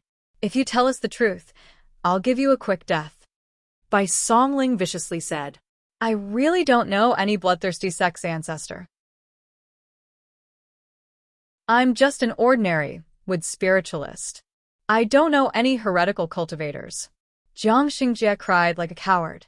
If it wasn't for the evil energy he released to save his life, they would have truly thought that they caught the wrong person. "Stinking brat, you're still so stubborn even in the face of death. If you say you're not a heretical cultivator, then what was that black energy you released just now? Was it your dog fart?" Bai Songling cursed. "Brother Bai, there's no need to waste your breath on him. Cripple his arms and legs first, then slowly interrogate him." Luo Tian looked at Jiang Xingjie as if he was looking at a dead man. Their blood-cloaked tribe was exterminated by the bloodthirsty sect's ancestor, so he hated the bloodthirsty sect to the bone. Without another word, he lifted his foot and broke Jiang Xingjie's arms and legs. Jiang Xingjie lay on the ground with his arms and legs twisted unnaturally. Even though he was sweating from the pain, he would never admit that he was a heretical cultivator. Yi Yu frowned deeply. He originally thought that he would be able to clear Yi Zhuge's name after catching him, but he didn't expect to run into such a stubborn person. "Why don't we hand him over to Li Zijuan? They have an artifact that can detect evil energy, so they might have a way to deal with him." Bai Songling had no other choice. "It's useless. Jiang Xingjie has always been staying in and not far from the Alchemy Tower. The training soldiers have also checked there several times, but they didn't find out that he's a heretical cultivator. Yi didn't find anything strange about Jiang Xingjie along the way, so he didn't believe that Li Zijuan could find anything." Chapter 180. Even if we can't detect evil energy, with Ouyang's son and the others' testimony, we can prove that he is a heretic cultivator, Bai Songling said, unconvinced. "If he insists that he was possessed and wanted to rob us, Li Zijuan will at most lock him up. We won't be able to achieve our goal." Yi shook his head. Their goal was to clear their young miss suspicions. If they can't prove that this guy is a murderous heretic cultivator, then it's useless. "This won't work, that won't work. Then what should we do?" Bai Songling said dejectedly. You couldn't help but look at Yi Zhuge. Yi Zhuge didn't say anything. She had already opened her spiritual eye, secretly observing Jiang Xingjie's body. On the surface, Jiang Xingjie looked like a normal spirit practitioner, without any evil energy on him. But she had just discovered something strange. Jiang Xingjie's back had a palm-sized brown wound. It looked like an old wound. But the strange thing was, every time his spirit energy moved to that wound, it would speed up. Yi Zhuge suddenly had an idea. She looked up and said to Yi Yu and the others, turn him over, and press him down. Yi was startled, but quickly regained her senses, flipping Jiang Xingjie over and pressing his upper body down. Bai Songling and Luo Tian pressed his lower body down. Jiang Xingjie seemed to have realized something, shouting with all his might, "I am a spirit practitioner.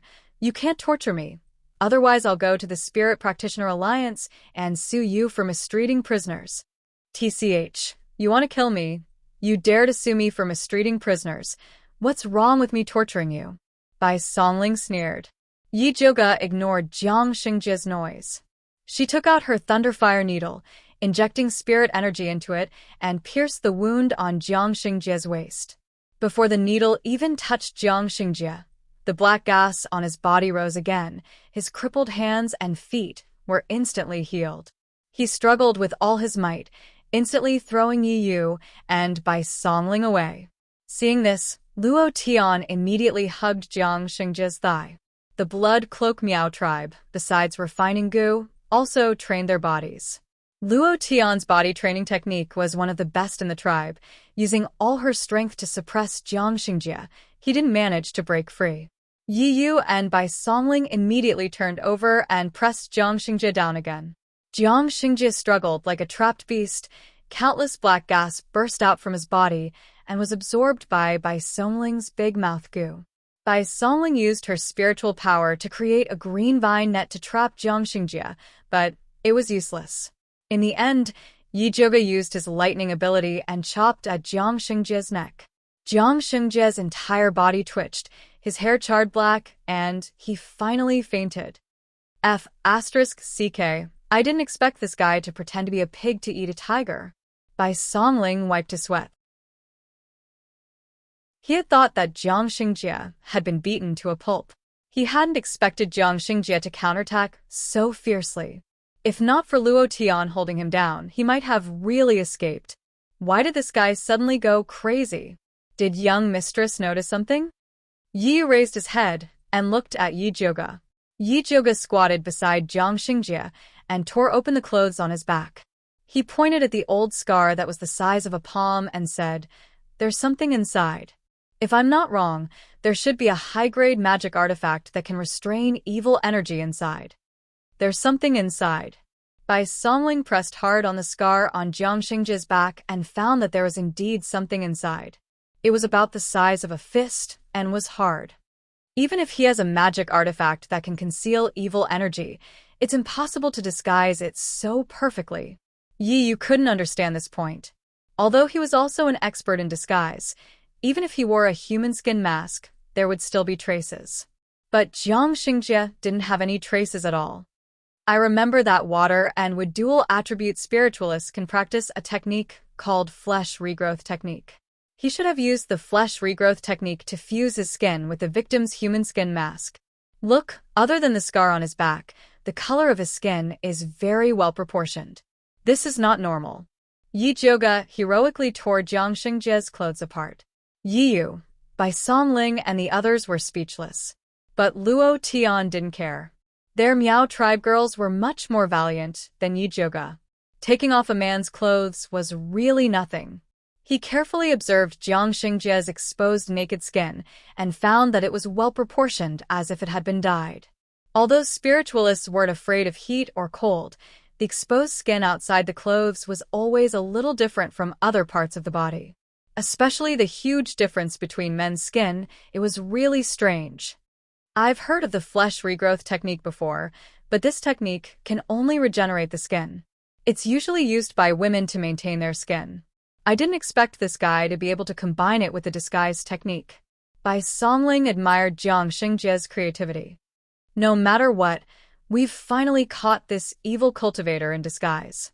Once we send him to Li Zijuan, we'll be able to clear the suspicion of eldest Mississippi. Yi Yu heaved a sigh of relief. Finally, his efforts were not in vain. That's right, Bai Songling said while reaching out to touch Jiang Xingjie's skin. What are you touching? Junie Chen, who had been silent all this while, narrowed his eyes and looked at Bai Songling's claws that were reaching for Jiang Xingjie's lower body in confusion. I'm looking for the position where he fused with the human skin. No matter how magical this flesh regrowth technique is, It can't be made out of nothing. Bai Songling said confidently. As a wood spirit practitioner, he was also very curious about this kind of technique.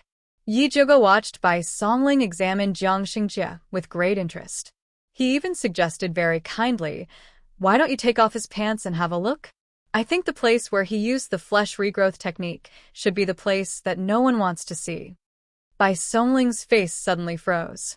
It was a great shame for him to touch a man's crotch. "Haven't you been a coroner before? Just pretend that you're doing an autopsy." Yi Zhuge persuaded with a smile. Bai Songling's face twitched. He gritted his teeth and said, "Okay, I'll pretend that I'm doing an autopsy, but you're not allowed to see it. Eldest miss, you're also tired. Do you want to take a rest?" Yi Yu asked implicitly. Yi Zhuge was like a fairy in his heart. He shouldn't let such a wretched scene stain his eyes. "Okay." Yi Zhuge turned around with regret. He thought to himself, "These guys are really conservative. Back when I was practicing medicine, the chickens I touched were better than the ones you've seen." Bai Songling made up his mind and took off Jiang Xingjie's pants. He found that the fusion point of the flesh regrowth technique was indeed the man's indescribable place. "No wonder we couldn't find it. This guy is really good at choosing the place," Bai Songling said in disdain. He took out a small storage bag from Jiang Xingjie's crotch. It was the size of a palm and dark red in color. It didn't look eye-catching at all, but it was undoubtedly a storage bag that couldn't be bought with 10,000 gold.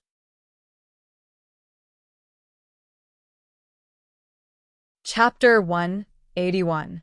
Ancestor Bloodthirsty is really generous.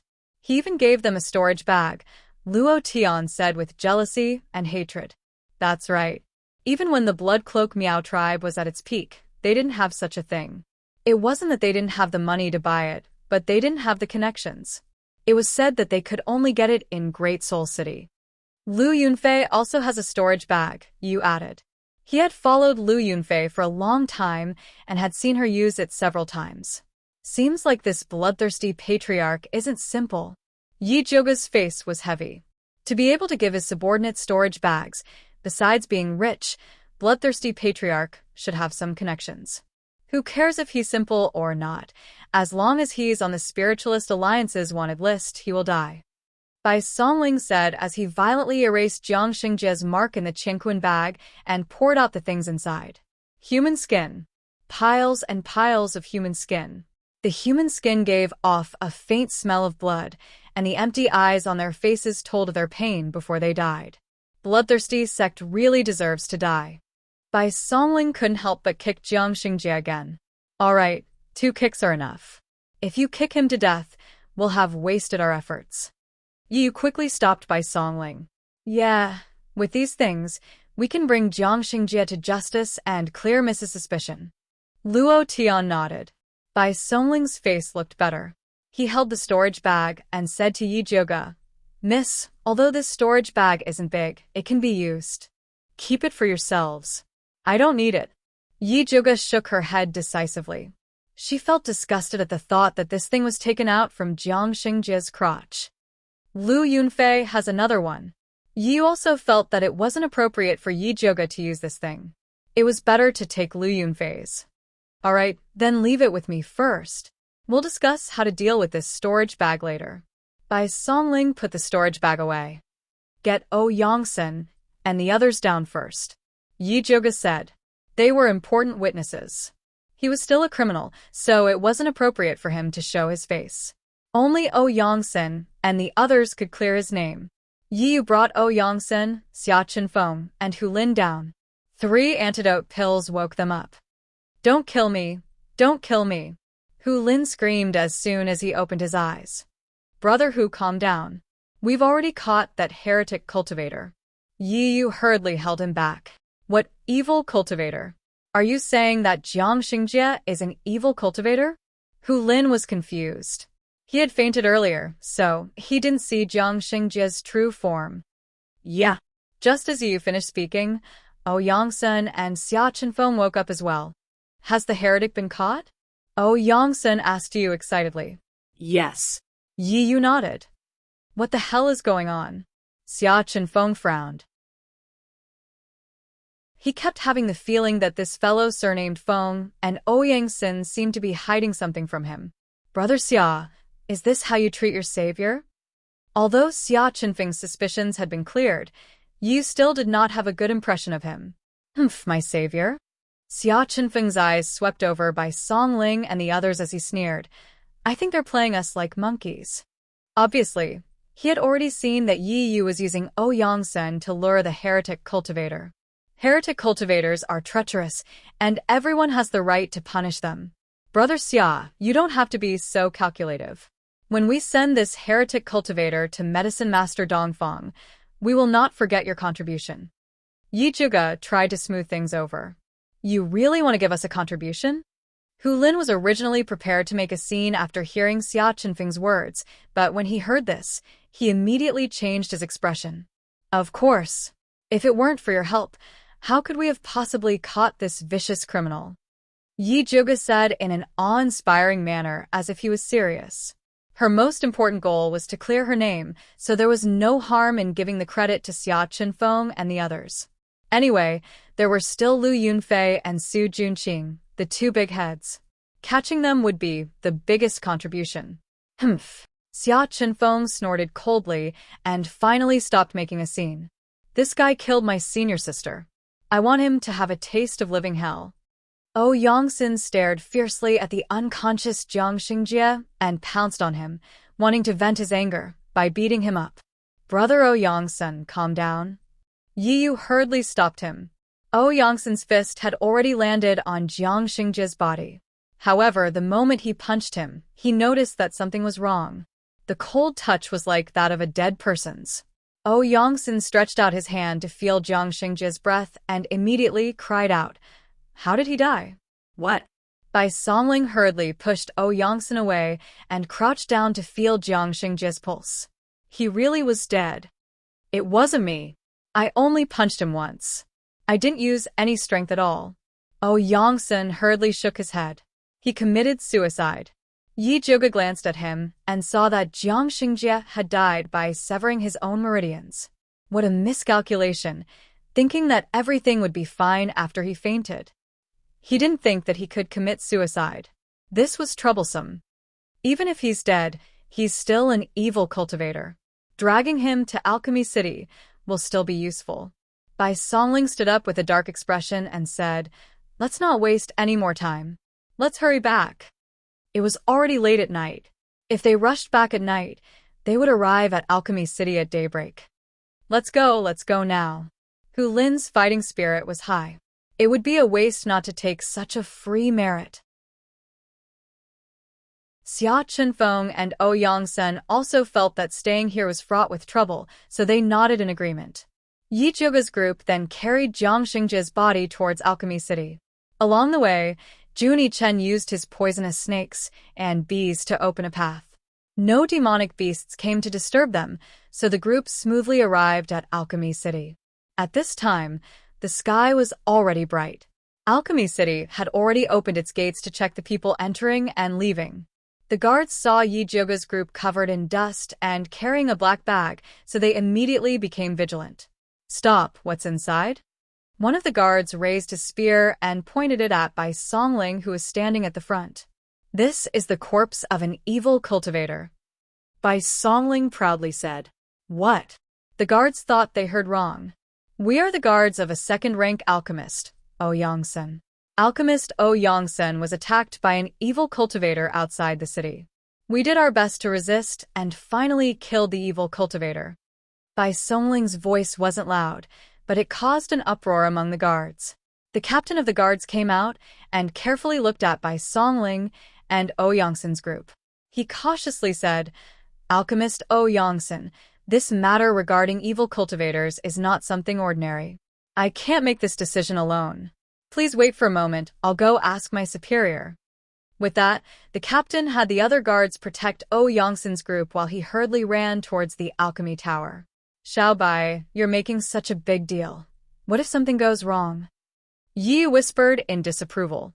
You know how famous the young miss is right now. If we don't make a big deal out of it, how can we clear her name?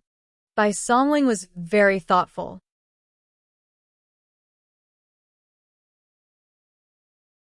Chapter 182.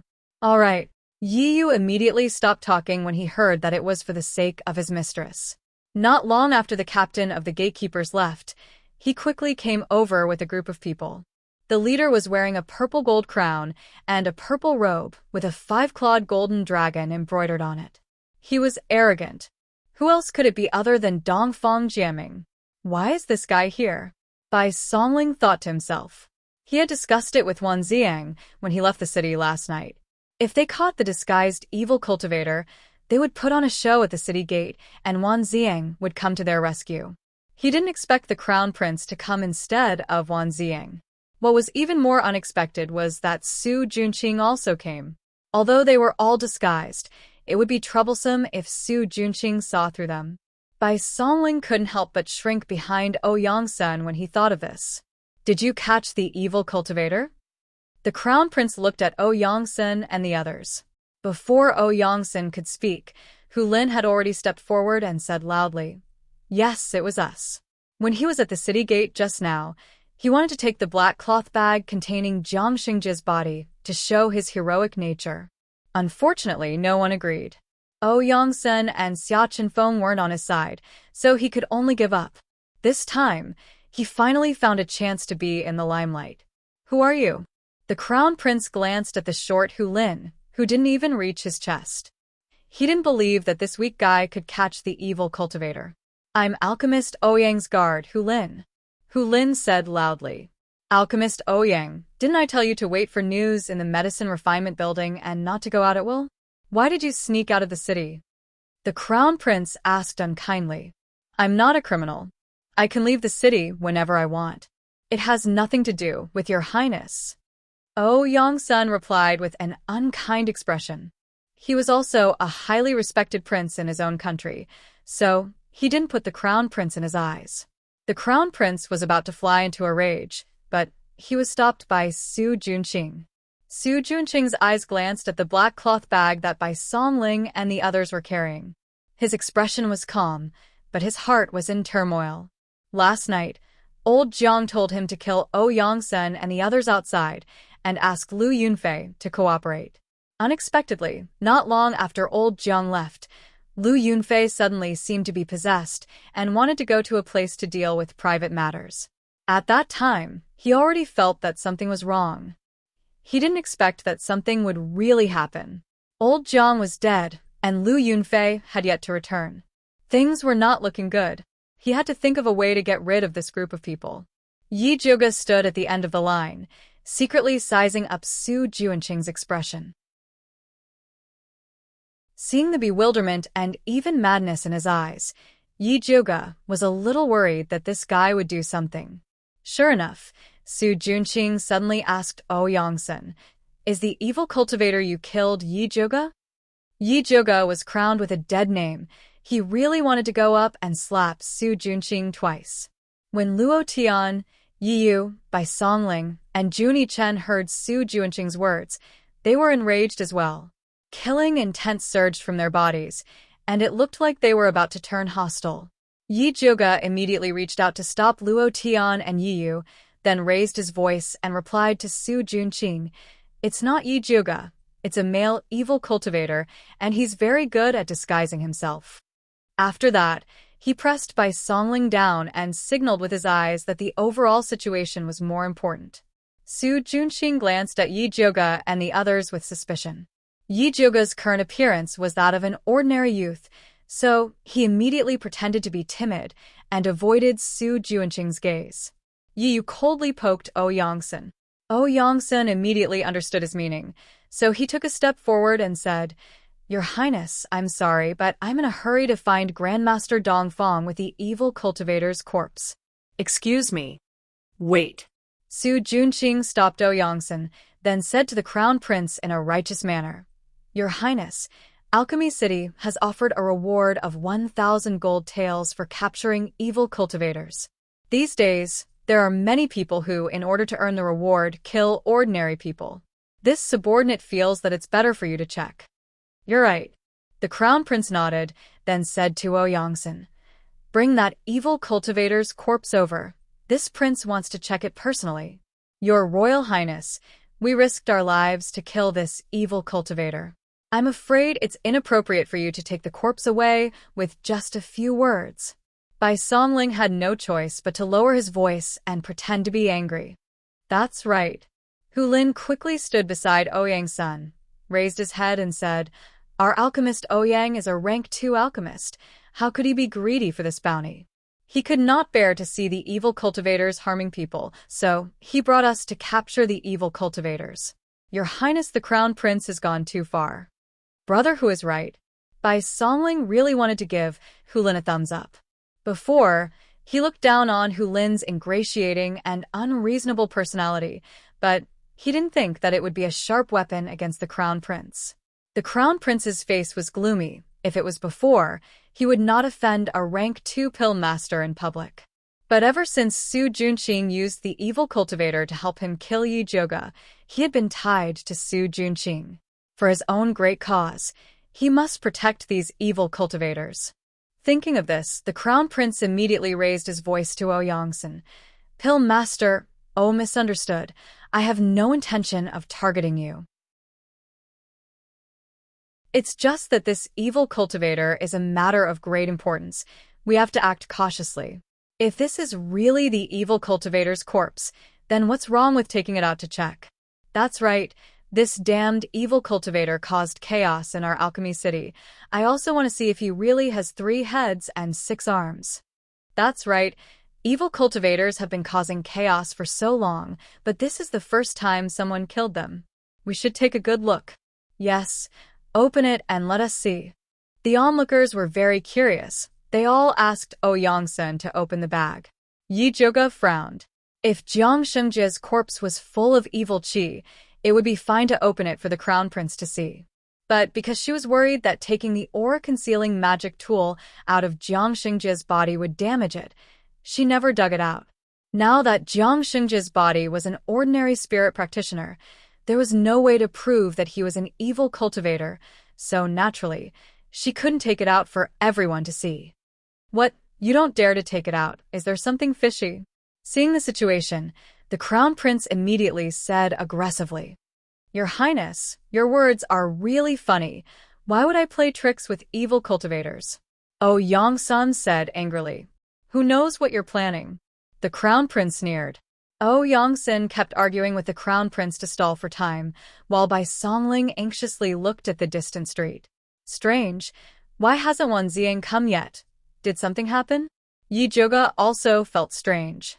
Could it be that he set up a trap for Lu Yunfei last night and was injured by her instead? While everyone was in a deadlock, another group of people came from the direction of the alchemy tower.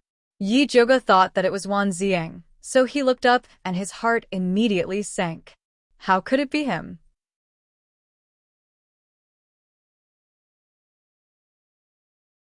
Chapter 183.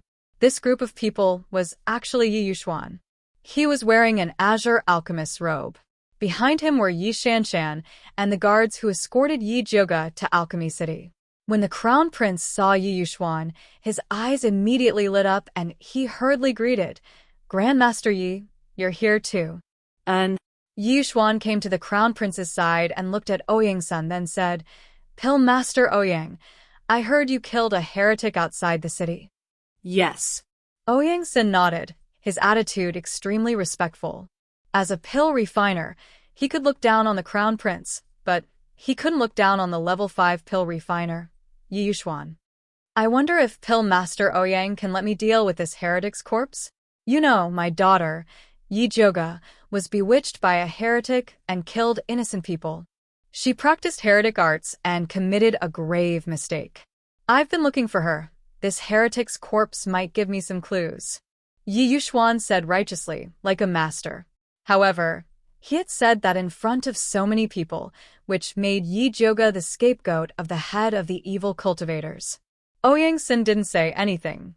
Yi Yu and the others, on the other hand, were furious. Yi Zhouge almost exploded on the spot. If she just wanted to slap Su Junqing, then she wanted to stab Yi Yuxuan now. This scum of a father is really scum. Grandmaster Yi, you can eat whatever you want, but you can't say whatever you want. You keep saying that your daughter Yi Zhouge practices heretic arts, but do you have any proof? Yi Joga suppressed her anger and questioned. Humph, it's the first time in my life that I've seen someone hurrying to put the blame on his own daughter. Do you really see Yi Joga as your daughter? Bai Songling's words were even sharper. Grandmaster Yi frowned, but he didn't fly into a rage like he usually did. In order to maintain his image as a master, he said calmly, "It's because Yi Joga is my daughter that I can't let her make mistakes again and again. Actually, when she came back from the abyss a while ago, I already noticed something was wrong with her. It's just that I cared about my family and refused to investigate. I didn't expect her to be so deranged, taking advantage of the alchemy competition to harm other spirit pill masters. It's really intolerable."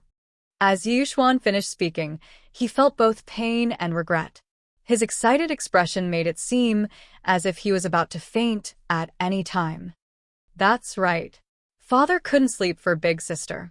He ignored the danger of the heretical cultivators and rushed to Alchemy City in the middle of the night. He wanted to find Big Sister and persuade her to turn herself in and give the people of the world an explanation. Yi Shanshan supported Yi Yuxuan with a sorrowful expression on her delicate face. The father-daughter duo teamed up to put on a show, causing the surrounding commoners to curse Yi Joga for being deranged and worse than pigs and dogs. Yi Joga slowly clenched his fist. Endure, I will definitely endure. When the truth was revealed, Yi Yuxuan would naturally regret what he had done today. Yi Yuxuan didn't know that his eldest daughter, Yi Joga, was standing right in front of him. Taking advantage of the crowd's excitement, he once again spoke to Ouyang's son. Pill Master Ouyang, we all understand your painstaking efforts. Please understand my feelings and let me handle this heretical cultivator's corpse. That's right, Pill Master Ouyang. Father and I both want to find Big Sister as soon as possible to prevent her from doing more wrong. Yi Shanshan also chimed in. That's right. Ouyang Sin suddenly felt a bit awkward. He had cooperated with Yi Yu and the others. In fact, he had already guessed that they were chasing after the heretical cultivator to clear Yi Joga's name. However, Yi Joga's biological father came here and announced that he wanted to clean up the sect. Pill Master Ouyang, don't worry. I just want to borrow this heretical cultivator's corpse to take a look. I definitely won't steal your credit.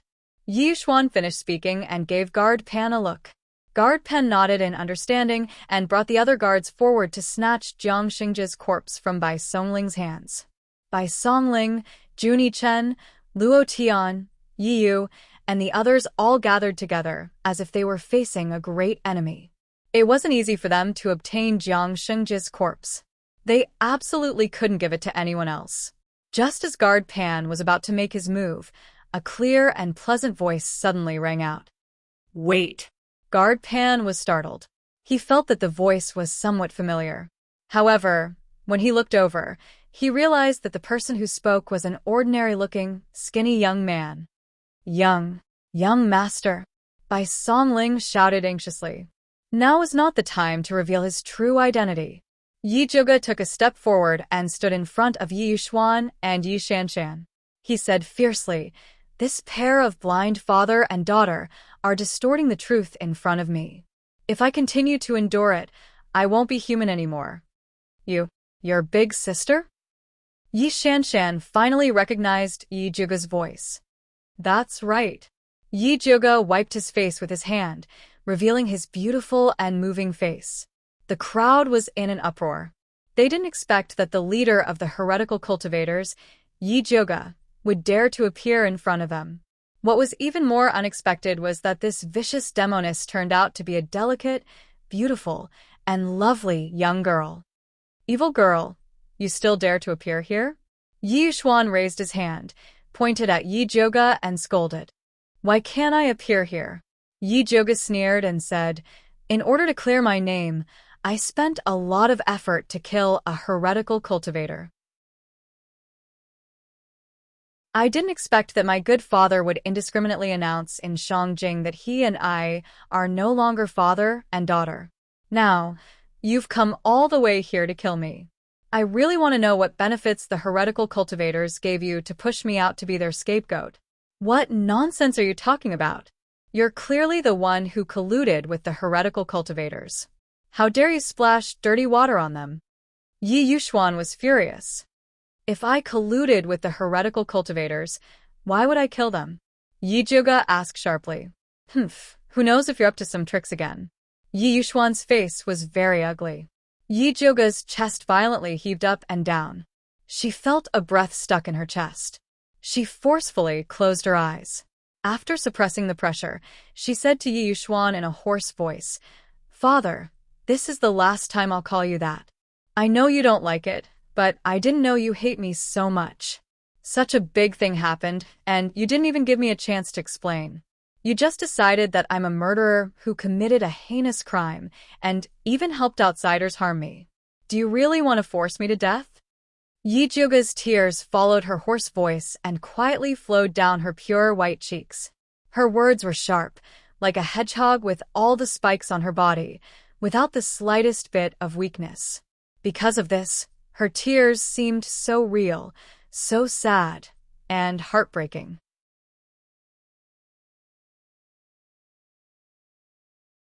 Chapter 184. The eyes of the surrounding people, including the ants, young women, and girls, couldn't help but turn red. They couldn't help but think, if it was them, what would it feel like to be accused by their own father in the street, determined that they were a heinous murderer, and wanted to kill them together with outsiders. Many of the more delicate ones even shed tears and looked at Yi Zhuge with sympathy. Sigh, how could there be such a cruel father in this world? Yeah. This Yi Zhuge looks like he's only a teenager. How could he be the head of the evil cultivators? That's right. If he really is the head of the evil cultivators, how could he dare to appear in front of us like this? Of course, there were also different voices. You can't know a person's face, even if he's young. He can't be the head of the evil cultivators. Even if Yi Zhuge is really the head of the evil cultivators as a father, isn't it even more heinous? That's right. It's the father's fault for not teaching his son. The daughter will come to this point, and the father will not be any better. No matter what, we can't let the child die without even a chance to explain. What if it's really a misunderstanding? Everyone began to discuss. Regardless of whether they agreed that Yi Zhuge was the head of the evil cultivators or not, they all agreed that Yi Zhuge was wrong, and as a father, he was even more wrong. Yi Yuxuan listened to the discussion in his ears, and his face turned green and white. He originally thought that he would be praised by everyone for putting righteousness before his family, but he didn't expect that someone would put the crime of not teaching his father's fault on his head. However, he couldn't refute it. It was really suffocating. Seeing that the people were discussing, the crown prince was worried that there would be changes if the matter dragged on, so he quickly shouted, "Come, take Yi Zhuge, the head of the evil cultivators, and put him in prison." The soldiers behind him immediately surrounded him and were about to take him. Hu Lin had already secretly hidden himself after Yi Zhuge revealed his identity. Xia Chenfeng also didn't want to get involved in such a quagmire, so he pulled Yongsan to the side. Su Junqing took the opportunity to quietly sneak to by Songling's side. Suddenly, he stretched out his hand to grab the black cloth bag. Bai Songling had long been on guard against a sneak attack. Countless green vines suddenly rose from his body and tightly bound the black cloth bag. Luo Tian, who was standing beside him, threw a punch at Su Junqing and started fighting with him. Yi Yu couldn't sneak into the shadows, so he teamed up with Juni Chen to guard Yi Zhuge and deal with the crown prince's bodyguards. Yi Yuxuan was determined to clean up the mess, so he jumped onto the battlefield and personally attacked Yi Zhuge. His cultivation was close to the spirit master level, 2 realms higher than Yi Zhuge. The wood and fire spiritual energies fused together, revealing a greenish-red color. Once it was unleashed, it emitted surging hot air. Yi Zhuge didn't think that his scumbag father would be merciful to him. He immediately pulled out the Thunder Snake illusion whip from his waist and lashed it at Yi Yuxuan. The purple lightning snake collided with the green and red flames, but the purple lightning snake lost. Yi Yuxuan gained the upper hand, but he didn't feel any joy. Instead, he was incomparably shocked. He had never imagined that this useless daughter of his would be so powerful. he was actually able to block his full power attack. Yi Xuan's eyes fell on the Thunder Snake illusion whip in Yi Zhuge's hand. He was certain that this high-rank spiritual weapon was supporting him. Greed rose in his heart, and he didn't hold back anymore. At this time, Bai Songling and the others were also fighting with Su Juanqing's group. The scene was extremely chaotic. Many commoners who were standing nearby were caught in the crossfire and suffered light injuries. Bai Songling retreated to Yi Zhuge's side and said, "Miss, we can't go on like this. We should quickly retreat. Let's go." Yi Zhuge also didn't want to fight with Yi Xuan. If he killed him, he would be charged with patricide. Even if he cleared his name as the head of the evil cultivators, his reputation wouldn't be good in the future. Just when Yi Zhuge and the others were about to abandon Jiang Xingji's corpse and take the opportunity to retreat, a pressure enveloped them, followed by a loud roar. "Who allowed you to fight in Alchemy City?" After saying that, a skinny figure descended. It was the city lord of Alchemy City, a 6th-rank alchemist, Dongfang Yao. Dongfang Yao grabbed Yi Xuan, who was in the middle of attacking Yi Zhuge, and threw him away. Seeing that the situation wasn't good, Su Juanqing quickly retreated to the Crown Prince's side. "Royal Uncle, you finally came." The Crown Prince quickly said, "Yi Zhuge trespassed into Alchemy City. We were just about to arrest her. Hurry up and take her down." Dongfang Yao turned around and coldly stared at the Crown Prince. "Who gave you the right to arrest someone?" The Crown Prince was startled and immediately felt a bit embarrassed, but he still braced himself and said, "Yi Zhuge is the head of the evil cultivators. Everyone has the right to punish him, so why should I arrest her?" "Who told you that Yi Zhuge is the head of the evil cultivators?" Dongfang Yao glared at him and asked, "Isn't this something that everyone knows?" The Crown Prince spoke as if it was a matter of fact. "Everyone knows? Then why don't I know?" Dongfang Yao's expression sank and he spoke with dissatisfaction. "I don't remember Alchemy City posting a wanted poster for Yi Zhuge. Royal Uncle, you've always been in seclusion, so it's normal that you don't know." The Crown Prince began to feel that something was wrong. "Are you implying that I'm muddle-headed?" Dongfang Yao's expression was very unfriendly.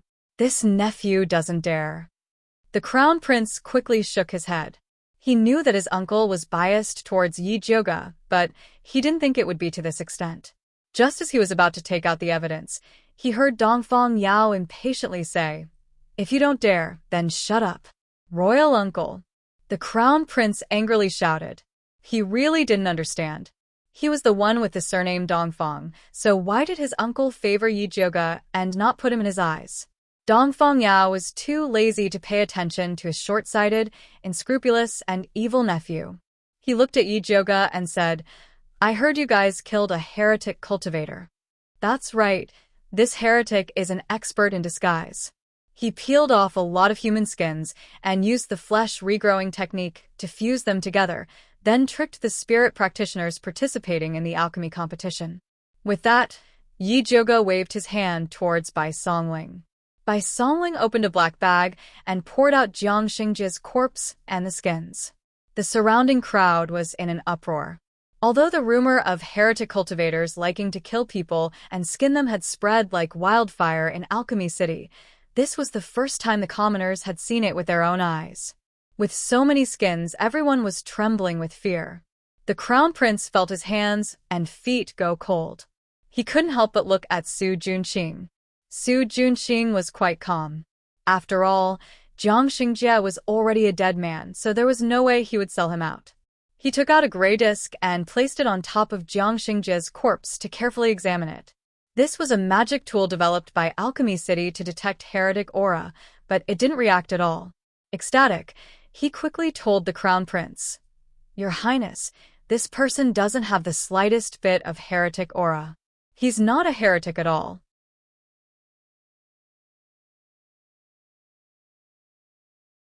Chapter 185. The Crown Prince hurriedly looked at the gray disc. Seeing that there was no reaction, he immediately became spirited. He glared at Yi Zhuge and scolded arrogantly.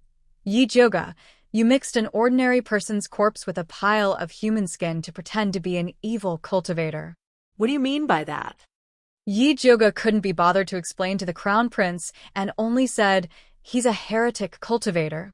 Bullshit, do you think I'm blind? The evil testing disc didn't react at all.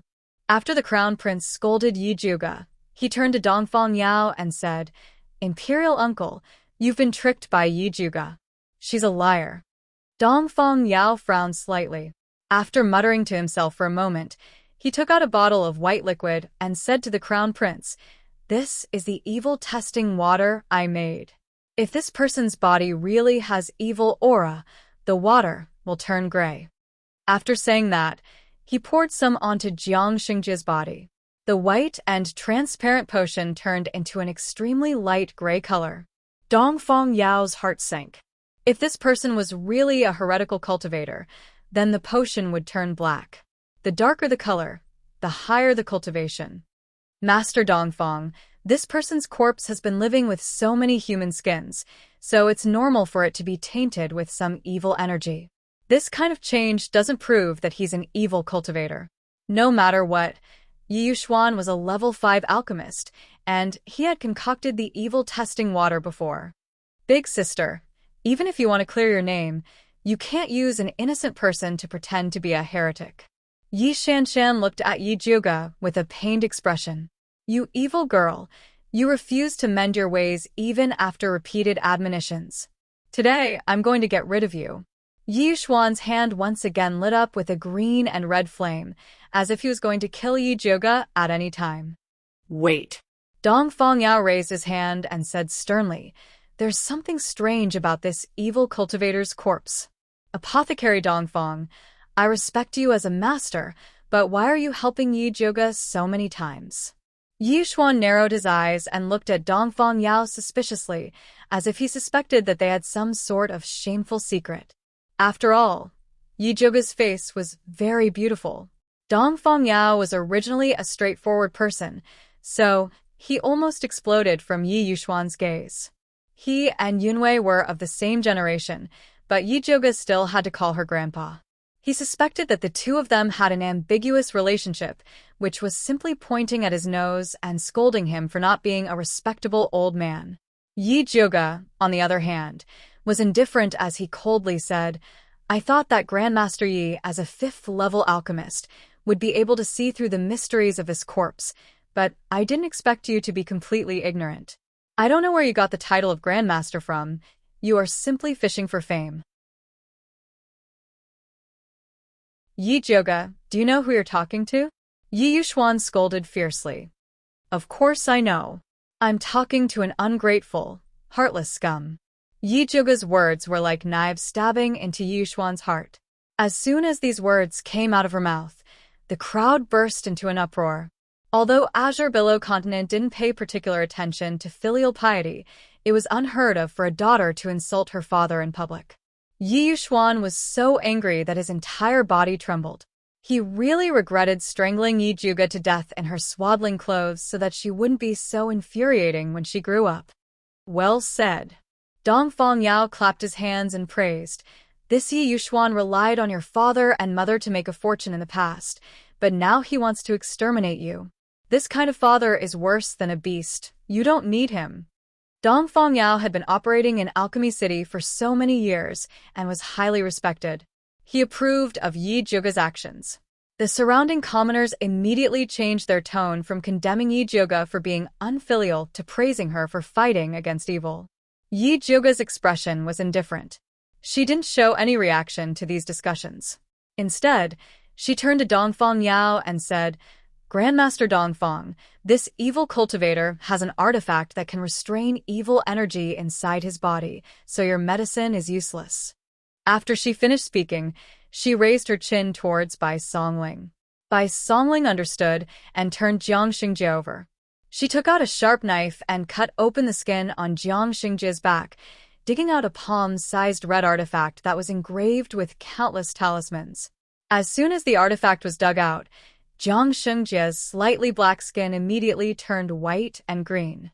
The gray disc in Su Juanqing's hand crazily spun. The medicine that Dongfang Yao poured on Jiang Xingjie's corpse also turned black and gray.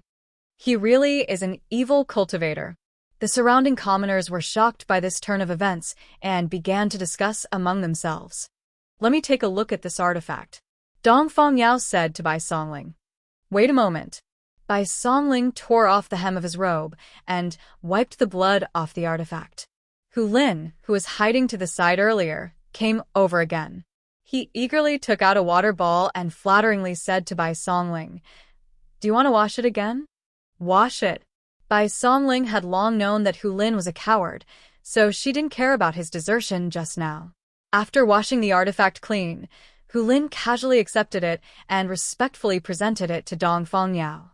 Dongfang Yao carefully examined it and infused his spirit energy into it. His expression became a bit heavy. This was a third-rank artifact with a special function that could only be created by a fifth-rank blacksmith. Only the crafting school had fifth-rank blacksmiths. Could it be that the crafting school was in cahoots with the evil cultivators? If that was the case, then it was really troublesome. Dongfang Yao's mind was filled with countless thoughts, but his face didn't show any abnormal expression. After putting away the artifact, he said to Yi Jiuge, The truth has come to light. Your injustice has finally been cleared. Thank you for your hard work. Thank you, Grandmaster Dongfang, for believing in my innocence. Yi Jiuge solemnly expressed her thanks. She was truly grateful to Dongfang Yao.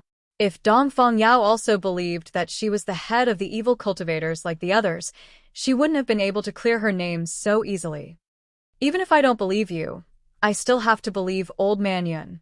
How could his only granddaughter become a head of evil cultivators? Is being a head of evil cultivators more profitable than being a spirit pill master? Dongfang Yao laughed. When the others heard this, they couldn't help but laugh out loud as well, all of them discussing, That's right, our Thunder Country respects spirit masters, followed by alchemists. A spirit alchemist who can cultivate both to the extreme will definitely have a bright future in Thunder Country. Only a fool would want to become the leader of the evil cultivators. Yi Yuxuan, seeing that your daughter's injustice has been cleared, why do you look so disappointed? Dongfang Yao changed the topic to Yi Yuxuan, who was standing to the side. Grandmaster Dongfang really likes to joke. Jiuge is my daughter.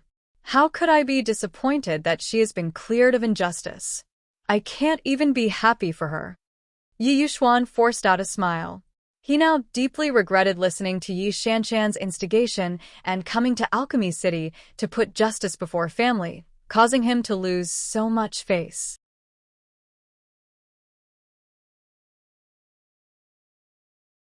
Chapter 186. Big Sister, congratulations on recovering your innocence. I'm really happy for you. Seeing that the situation was bad, Yi Shanshan immediately stepped forward and wanted to pull Yi Jiuge's hand. However, Yi Jiuge avoided her hand and said expressionlessly, That's not what you said earlier. Big sister, are you still blaming me? Yi Shanshan had a wronged expression and said tearfully, I was worried about you, so I mistakenly believed the rumors. It's all my fault. Big sister, if you want to blame me, then beat me up to vent your anger. I won't dare to have any complaints. Jiuge, your sister is just worried that you'll go astray. Yi Yuxuan said with the dignity of a father. Although you've cleared your name this time, if you hadn't acted rashly, you wouldn't have fallen into the evil cultivator's trap so easily. You should take this as a warning and be careful in the future. Grandmaster Yi is right. I will remember your teachings. Yi Jiuge looked straight into Yi Yuxuan's eyes and said word by word. Hearing the words Grandmaster Yi, Yi Yuxuan immediately frowned. Although he hated Yi Jiuge, if Yi Jiuge still went against him in such a situation, it would be a great loss of face for him. Thus, Yi Yuxuan put on a stern face and said, Father misunderstood you this time. It's Father's fault. Do you still want to argue with me? Big sister, we're family. Broken bones connect tendons. Father is doing this for your own good. He's worried that you'll go astray, so he hurried over. Actually, he's always been thinking about you. Yi Shanshan's eyes were slightly red, and she felt wrong. There's no need to say anymore. Grandmaster Ye's words always carry weight. Since you've already posted the Tianxia board and cut off your relationship as father and daughter, there's no need to force yourself to repair it. From now on, we'll go our separate ways. Whether I, Yi Joga, live or die, has nothing to do with you. Yi Joga's cold voice wasn't loud, but it clearly reached everyone's ears. The surrounding crowd was silent and looked at Yi Yuxuan with a gloating expression. You deserve it. Who told you to confuse right and wrong, to be heartless, and to hurt your daughter's heart? Yi Yuxuan's face was ashen. He had never felt so humiliated in his life. He really wanted to slap Yi Jioga and drag her back to teach her a lesson. Unfortunately, he could only think about it. Yi Jioga didn't care about what Yi Yuxuan was thinking. He turned around and said to Dongfang Yao, Master Dongfang, I still have some matters regarding evil cultivators that I want to discuss with you. How about we go to the medicine refining tower? Sure. Dongfang Yao nodded, then glanced disdainfully at Yi Yuxuan, whose face was as black as the bottom of a pot, then left with Yi Jioga and the others. Ouyang Sun, Xia Chenfeng, and Hu Lin hurriedly followed. In the blink of an eye, only the crown prince, Su Junqing, Yi Yuxuan, and Yi Shanshan were left. Father, big sister is too heartless. How can she cut off our relationship just like that? We are a family. Yi Shanshan's face was anxious and sad, but in fact, she wanted to take the opportunity to give Yi Yuxuan a hard time.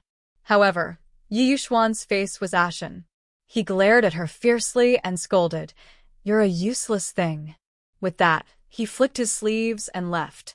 Yi Shanshan wanted to chase after him, but she felt that it was too unsightly, so she stopped and looked at the crown prince with an aggrieved expression. The reason why she wrote a letter to encourage her father to clean up the family was also because of the crown prince. The crown prince's face was flushed red. He didn't notice Yi Shanshan's expression at all. His ears were filled with the voices of the common people, as if they were saying how incompetent he was. He really couldn't understand. Yi Jioga had clearly been forced into a desperate situation by them, so how could he turn the tables so easily? Crown Prince, let's go back. Su Junqing said in a low voice, At a time like this, we have to keep our composure. Let's go. The Crown Prince turned around and led his people back to the medicine refining building. Yi Shanshan hurriedly followed the Crown Prince back to the medicine refining building's rising sky pavilion. She originally wanted to discuss with the Crown Prince what to do next. Unexpectedly, the Crown Prince didn't have the time to pay attention to her. He went to the study with Su Junqing and even had people guard the door, preventing her from entering. At this moment, Yi Shanshan's mood was ashamed, angry, and hateful. The Crown Prince was her good match, and Su Junqing was her cousin. These two people should be very close to her, but they both rejected her at the same time, making her deeply feel that she was not trusted. Unfortunately, she didn't have the courage to rush into the study and cause a ruckus. She could only leave indignantly. The Crown Prince lost his temper in the study. He pointed at Su Junqing and cursed. Su Junqing, what the hell are you doing? Didn't you say that Yi Jioga is dead for sure? But now, she's the hero who killed the heretic cultivator and the imperial uncle favors her. I'm the clown, the biggest joke of the Thunder Country. Crown Prince, please quell your anger. Yi Jioga's name is only temporarily cleared, and it won't affect our grand plan much. The Thunder Country's side is more or less done, and the throne will belong to you. Why must you waste so much effort on Yi Jioga? Su Junqing calmly persuaded. Really? The arrangements in the capital are more or less done. The Crown Prince's eyes brightened. That's right. Once the matter with Alchemy City is over, you will become the next emperor of the Thunder Country. Su Junqing spoke without hesitation. Good, good, good. As long as you work well for me, I won't mistreat you. The Crown Prince excitedly patted Su Junqing's shoulder with a face full of satisfaction. Thank you for your appreciation, Your Highness. This subordinate will go now. Su Junqing smiled in a flattering manner. Go. The Crown Prince waved his hand in satisfaction. Su Junqing respectfully bowed before returning to his room. His face, which was full of confidence just a moment ago, immediately became anxious and uneasy. He took out a communication talisman and sent a message. Senior, Old Jiang is dead. Come back as soon as you hear the news. After burning the communication talisman, he was still worried. He walked around the room a few times, and after thinking for a while, he took out some ointment to disguise himself as a handsome, middle-aged man. He went to the medicine refining pavilion and told the guard that he wanted to see Zhang Peng. May I ask who you are? The guard looked at Su Junqing in confusion. I am his father. Su Junqing smiled. So it is Uncle Zhang. Please wait a moment, I will call someone over. The guard's expression immediately became one of flattery. Zhang Peng was the third most important person in the alchemy pavilion, second only to Li Zijuan. After a while, a young man in white with regular features walked out. When he saw Su Junqing, he said eagerly, Father, how come you have the time to look for me? I was just passing by, so I came to see you. Su Junqing kindly replied. Father, come sit here. Zhang Peng brought Su Junqing to a secluded place before whispering, The situation is so tense right now. Why did you come to see me?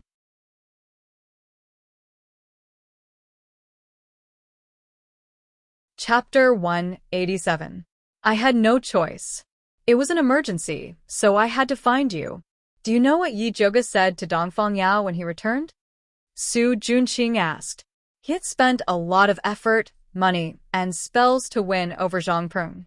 Unless it was absolutely necessary, he didn't want to use this chess piece.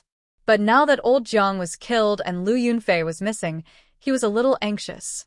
They're still discussing in the tea room. Aside from Li Zijuan, no one else can enter. Zhang Peng's handsome face flashed with jealousy when he mentioned Li Zijuan. He believed that whether it was cultivation, character, or alchemy skills, he was no worse than Li Zijuan. However, Grandmaster Dongfang favored Li Zijuan. Not only did he accept him as his last disciple, but he also handed over all matters of the alchemy pavilion to him. Zhang Peng had stayed in the pavilion for more than 20 years and put in a lot of effort, but he was still an honorary disciple. He would forever be below Li Zijuan. He couldn't accept this. As long as you investigate their next move, Li Zijuan won't live for long. At that time, you will be the first disciple of the alchemy pavilion. Su Junqing tempted him. He had made use of Zhang Peng's hatred towards Li Zijuan to win him over. Okay, I will inform you if there is any news. Zhang Peng nodded and returned to the pavilion. At this time, Yi Zhuge, Dongfang Yao, and Li Zijuan were sitting in the tea room, discussing how to deal with bloodthirst. She told Dongfang Yao and Li Zijuan all the information she knew about bloodthirsty sect, including the methods they often used. According to you, Bloodthirst is stirring up trouble in Alchemy City because he wants to use me as a bait? Dongfang Yao raised his brows. Yes. Yi Zhuge nodded. This bloodthirst is quite daring. Dongfang Yao sneered. He had been famous for a long time and was a top character in the Thunder Nation. Now he was being used as a bait by a heretical cultivator. This was a great insult to him. This bloodthirst is ruthless and has many tricks up his sleeves. Grandmaster Dongfang, you must not be careless. Yi Zhuge solemnly advised. Humph, if he came here personally, I would be a little afraid. But he wants to take me down by sending a few evil cultivators? He's looking down on me too much. Dongfang Yao was truly enraged. He turned to Li Zijuan and said, Pass down my orders. Offer a reward of 1,000 gold coins for any clues leading to the heretical cultivators and 10,000 words for their heads. Then, send out all the guards of Alchemy City. We must find the bloodthirsty sect's heretical cultivators and kill them all. Yes. Li Zijuan nodded, then asked hesitantly, What about the Crown Prince and Su Junqing? Don't touch them yet. Send someone to keep an eye on them.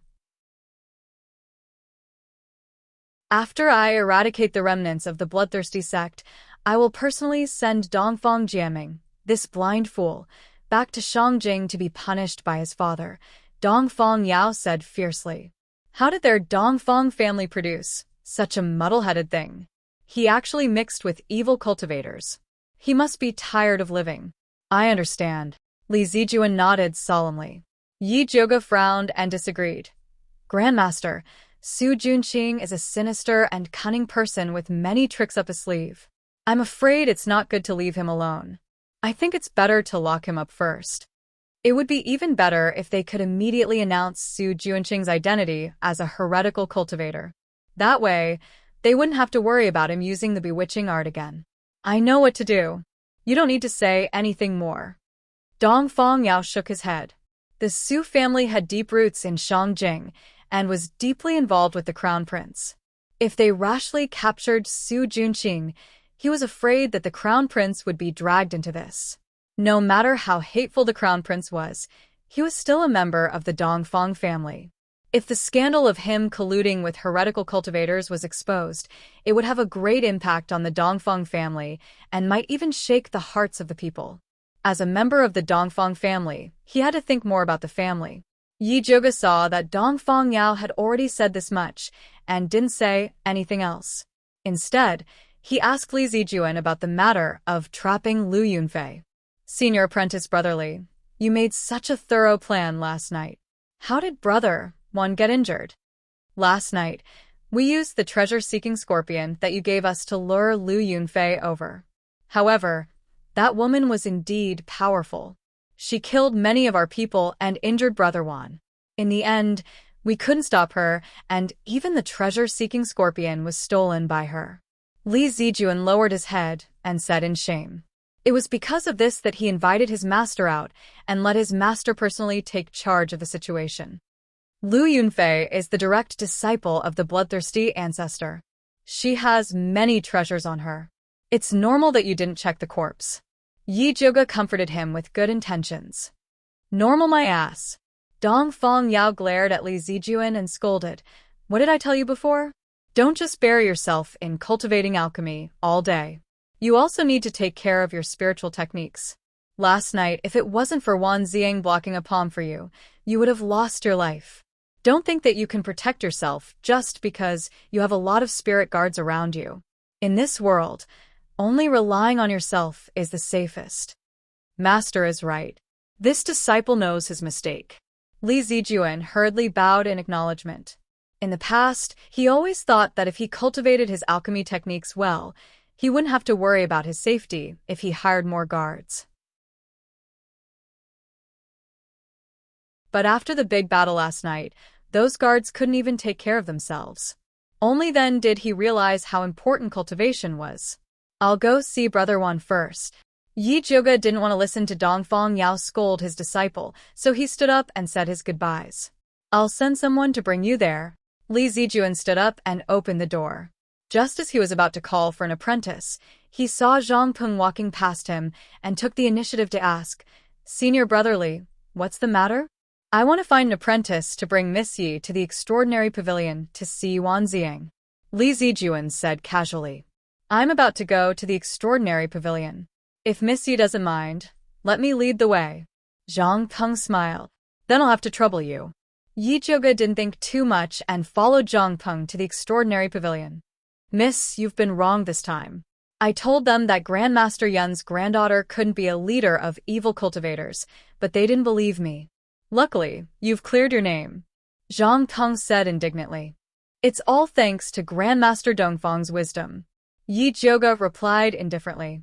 Although Zhang Peng was handsome, she inexplicably didn't like him. Grandmaster Dongfang was in seclusion and didn't have time. Now that he's come out to take charge of the situation, he'll definitely bring those arrogant evil cultivators to justice. When that time comes, I'll need Miss Ye's help. Zhang Peng continued with a smile, but his tone was full of probing. I don't dare. I'm just a weak woman. I don't dare to take on such a heavy responsibility. Yi Zhuge shook her head weakly. Miss Yi, you're too humble. You're the first person to kill an evil cultivator. I heard that those evil cultivators are very cruel. Miss Yi, you must have spent a lot of effort. Zhang Peng's topic revolved around the evil cultivators. He wanted to get some information from Yi Zhuge. Unfortunately, Yi Zhuge's mouth was tightly sealed. In the end, it was just polite words. You're tuning in to the Dreamy Chapters YouTube channel.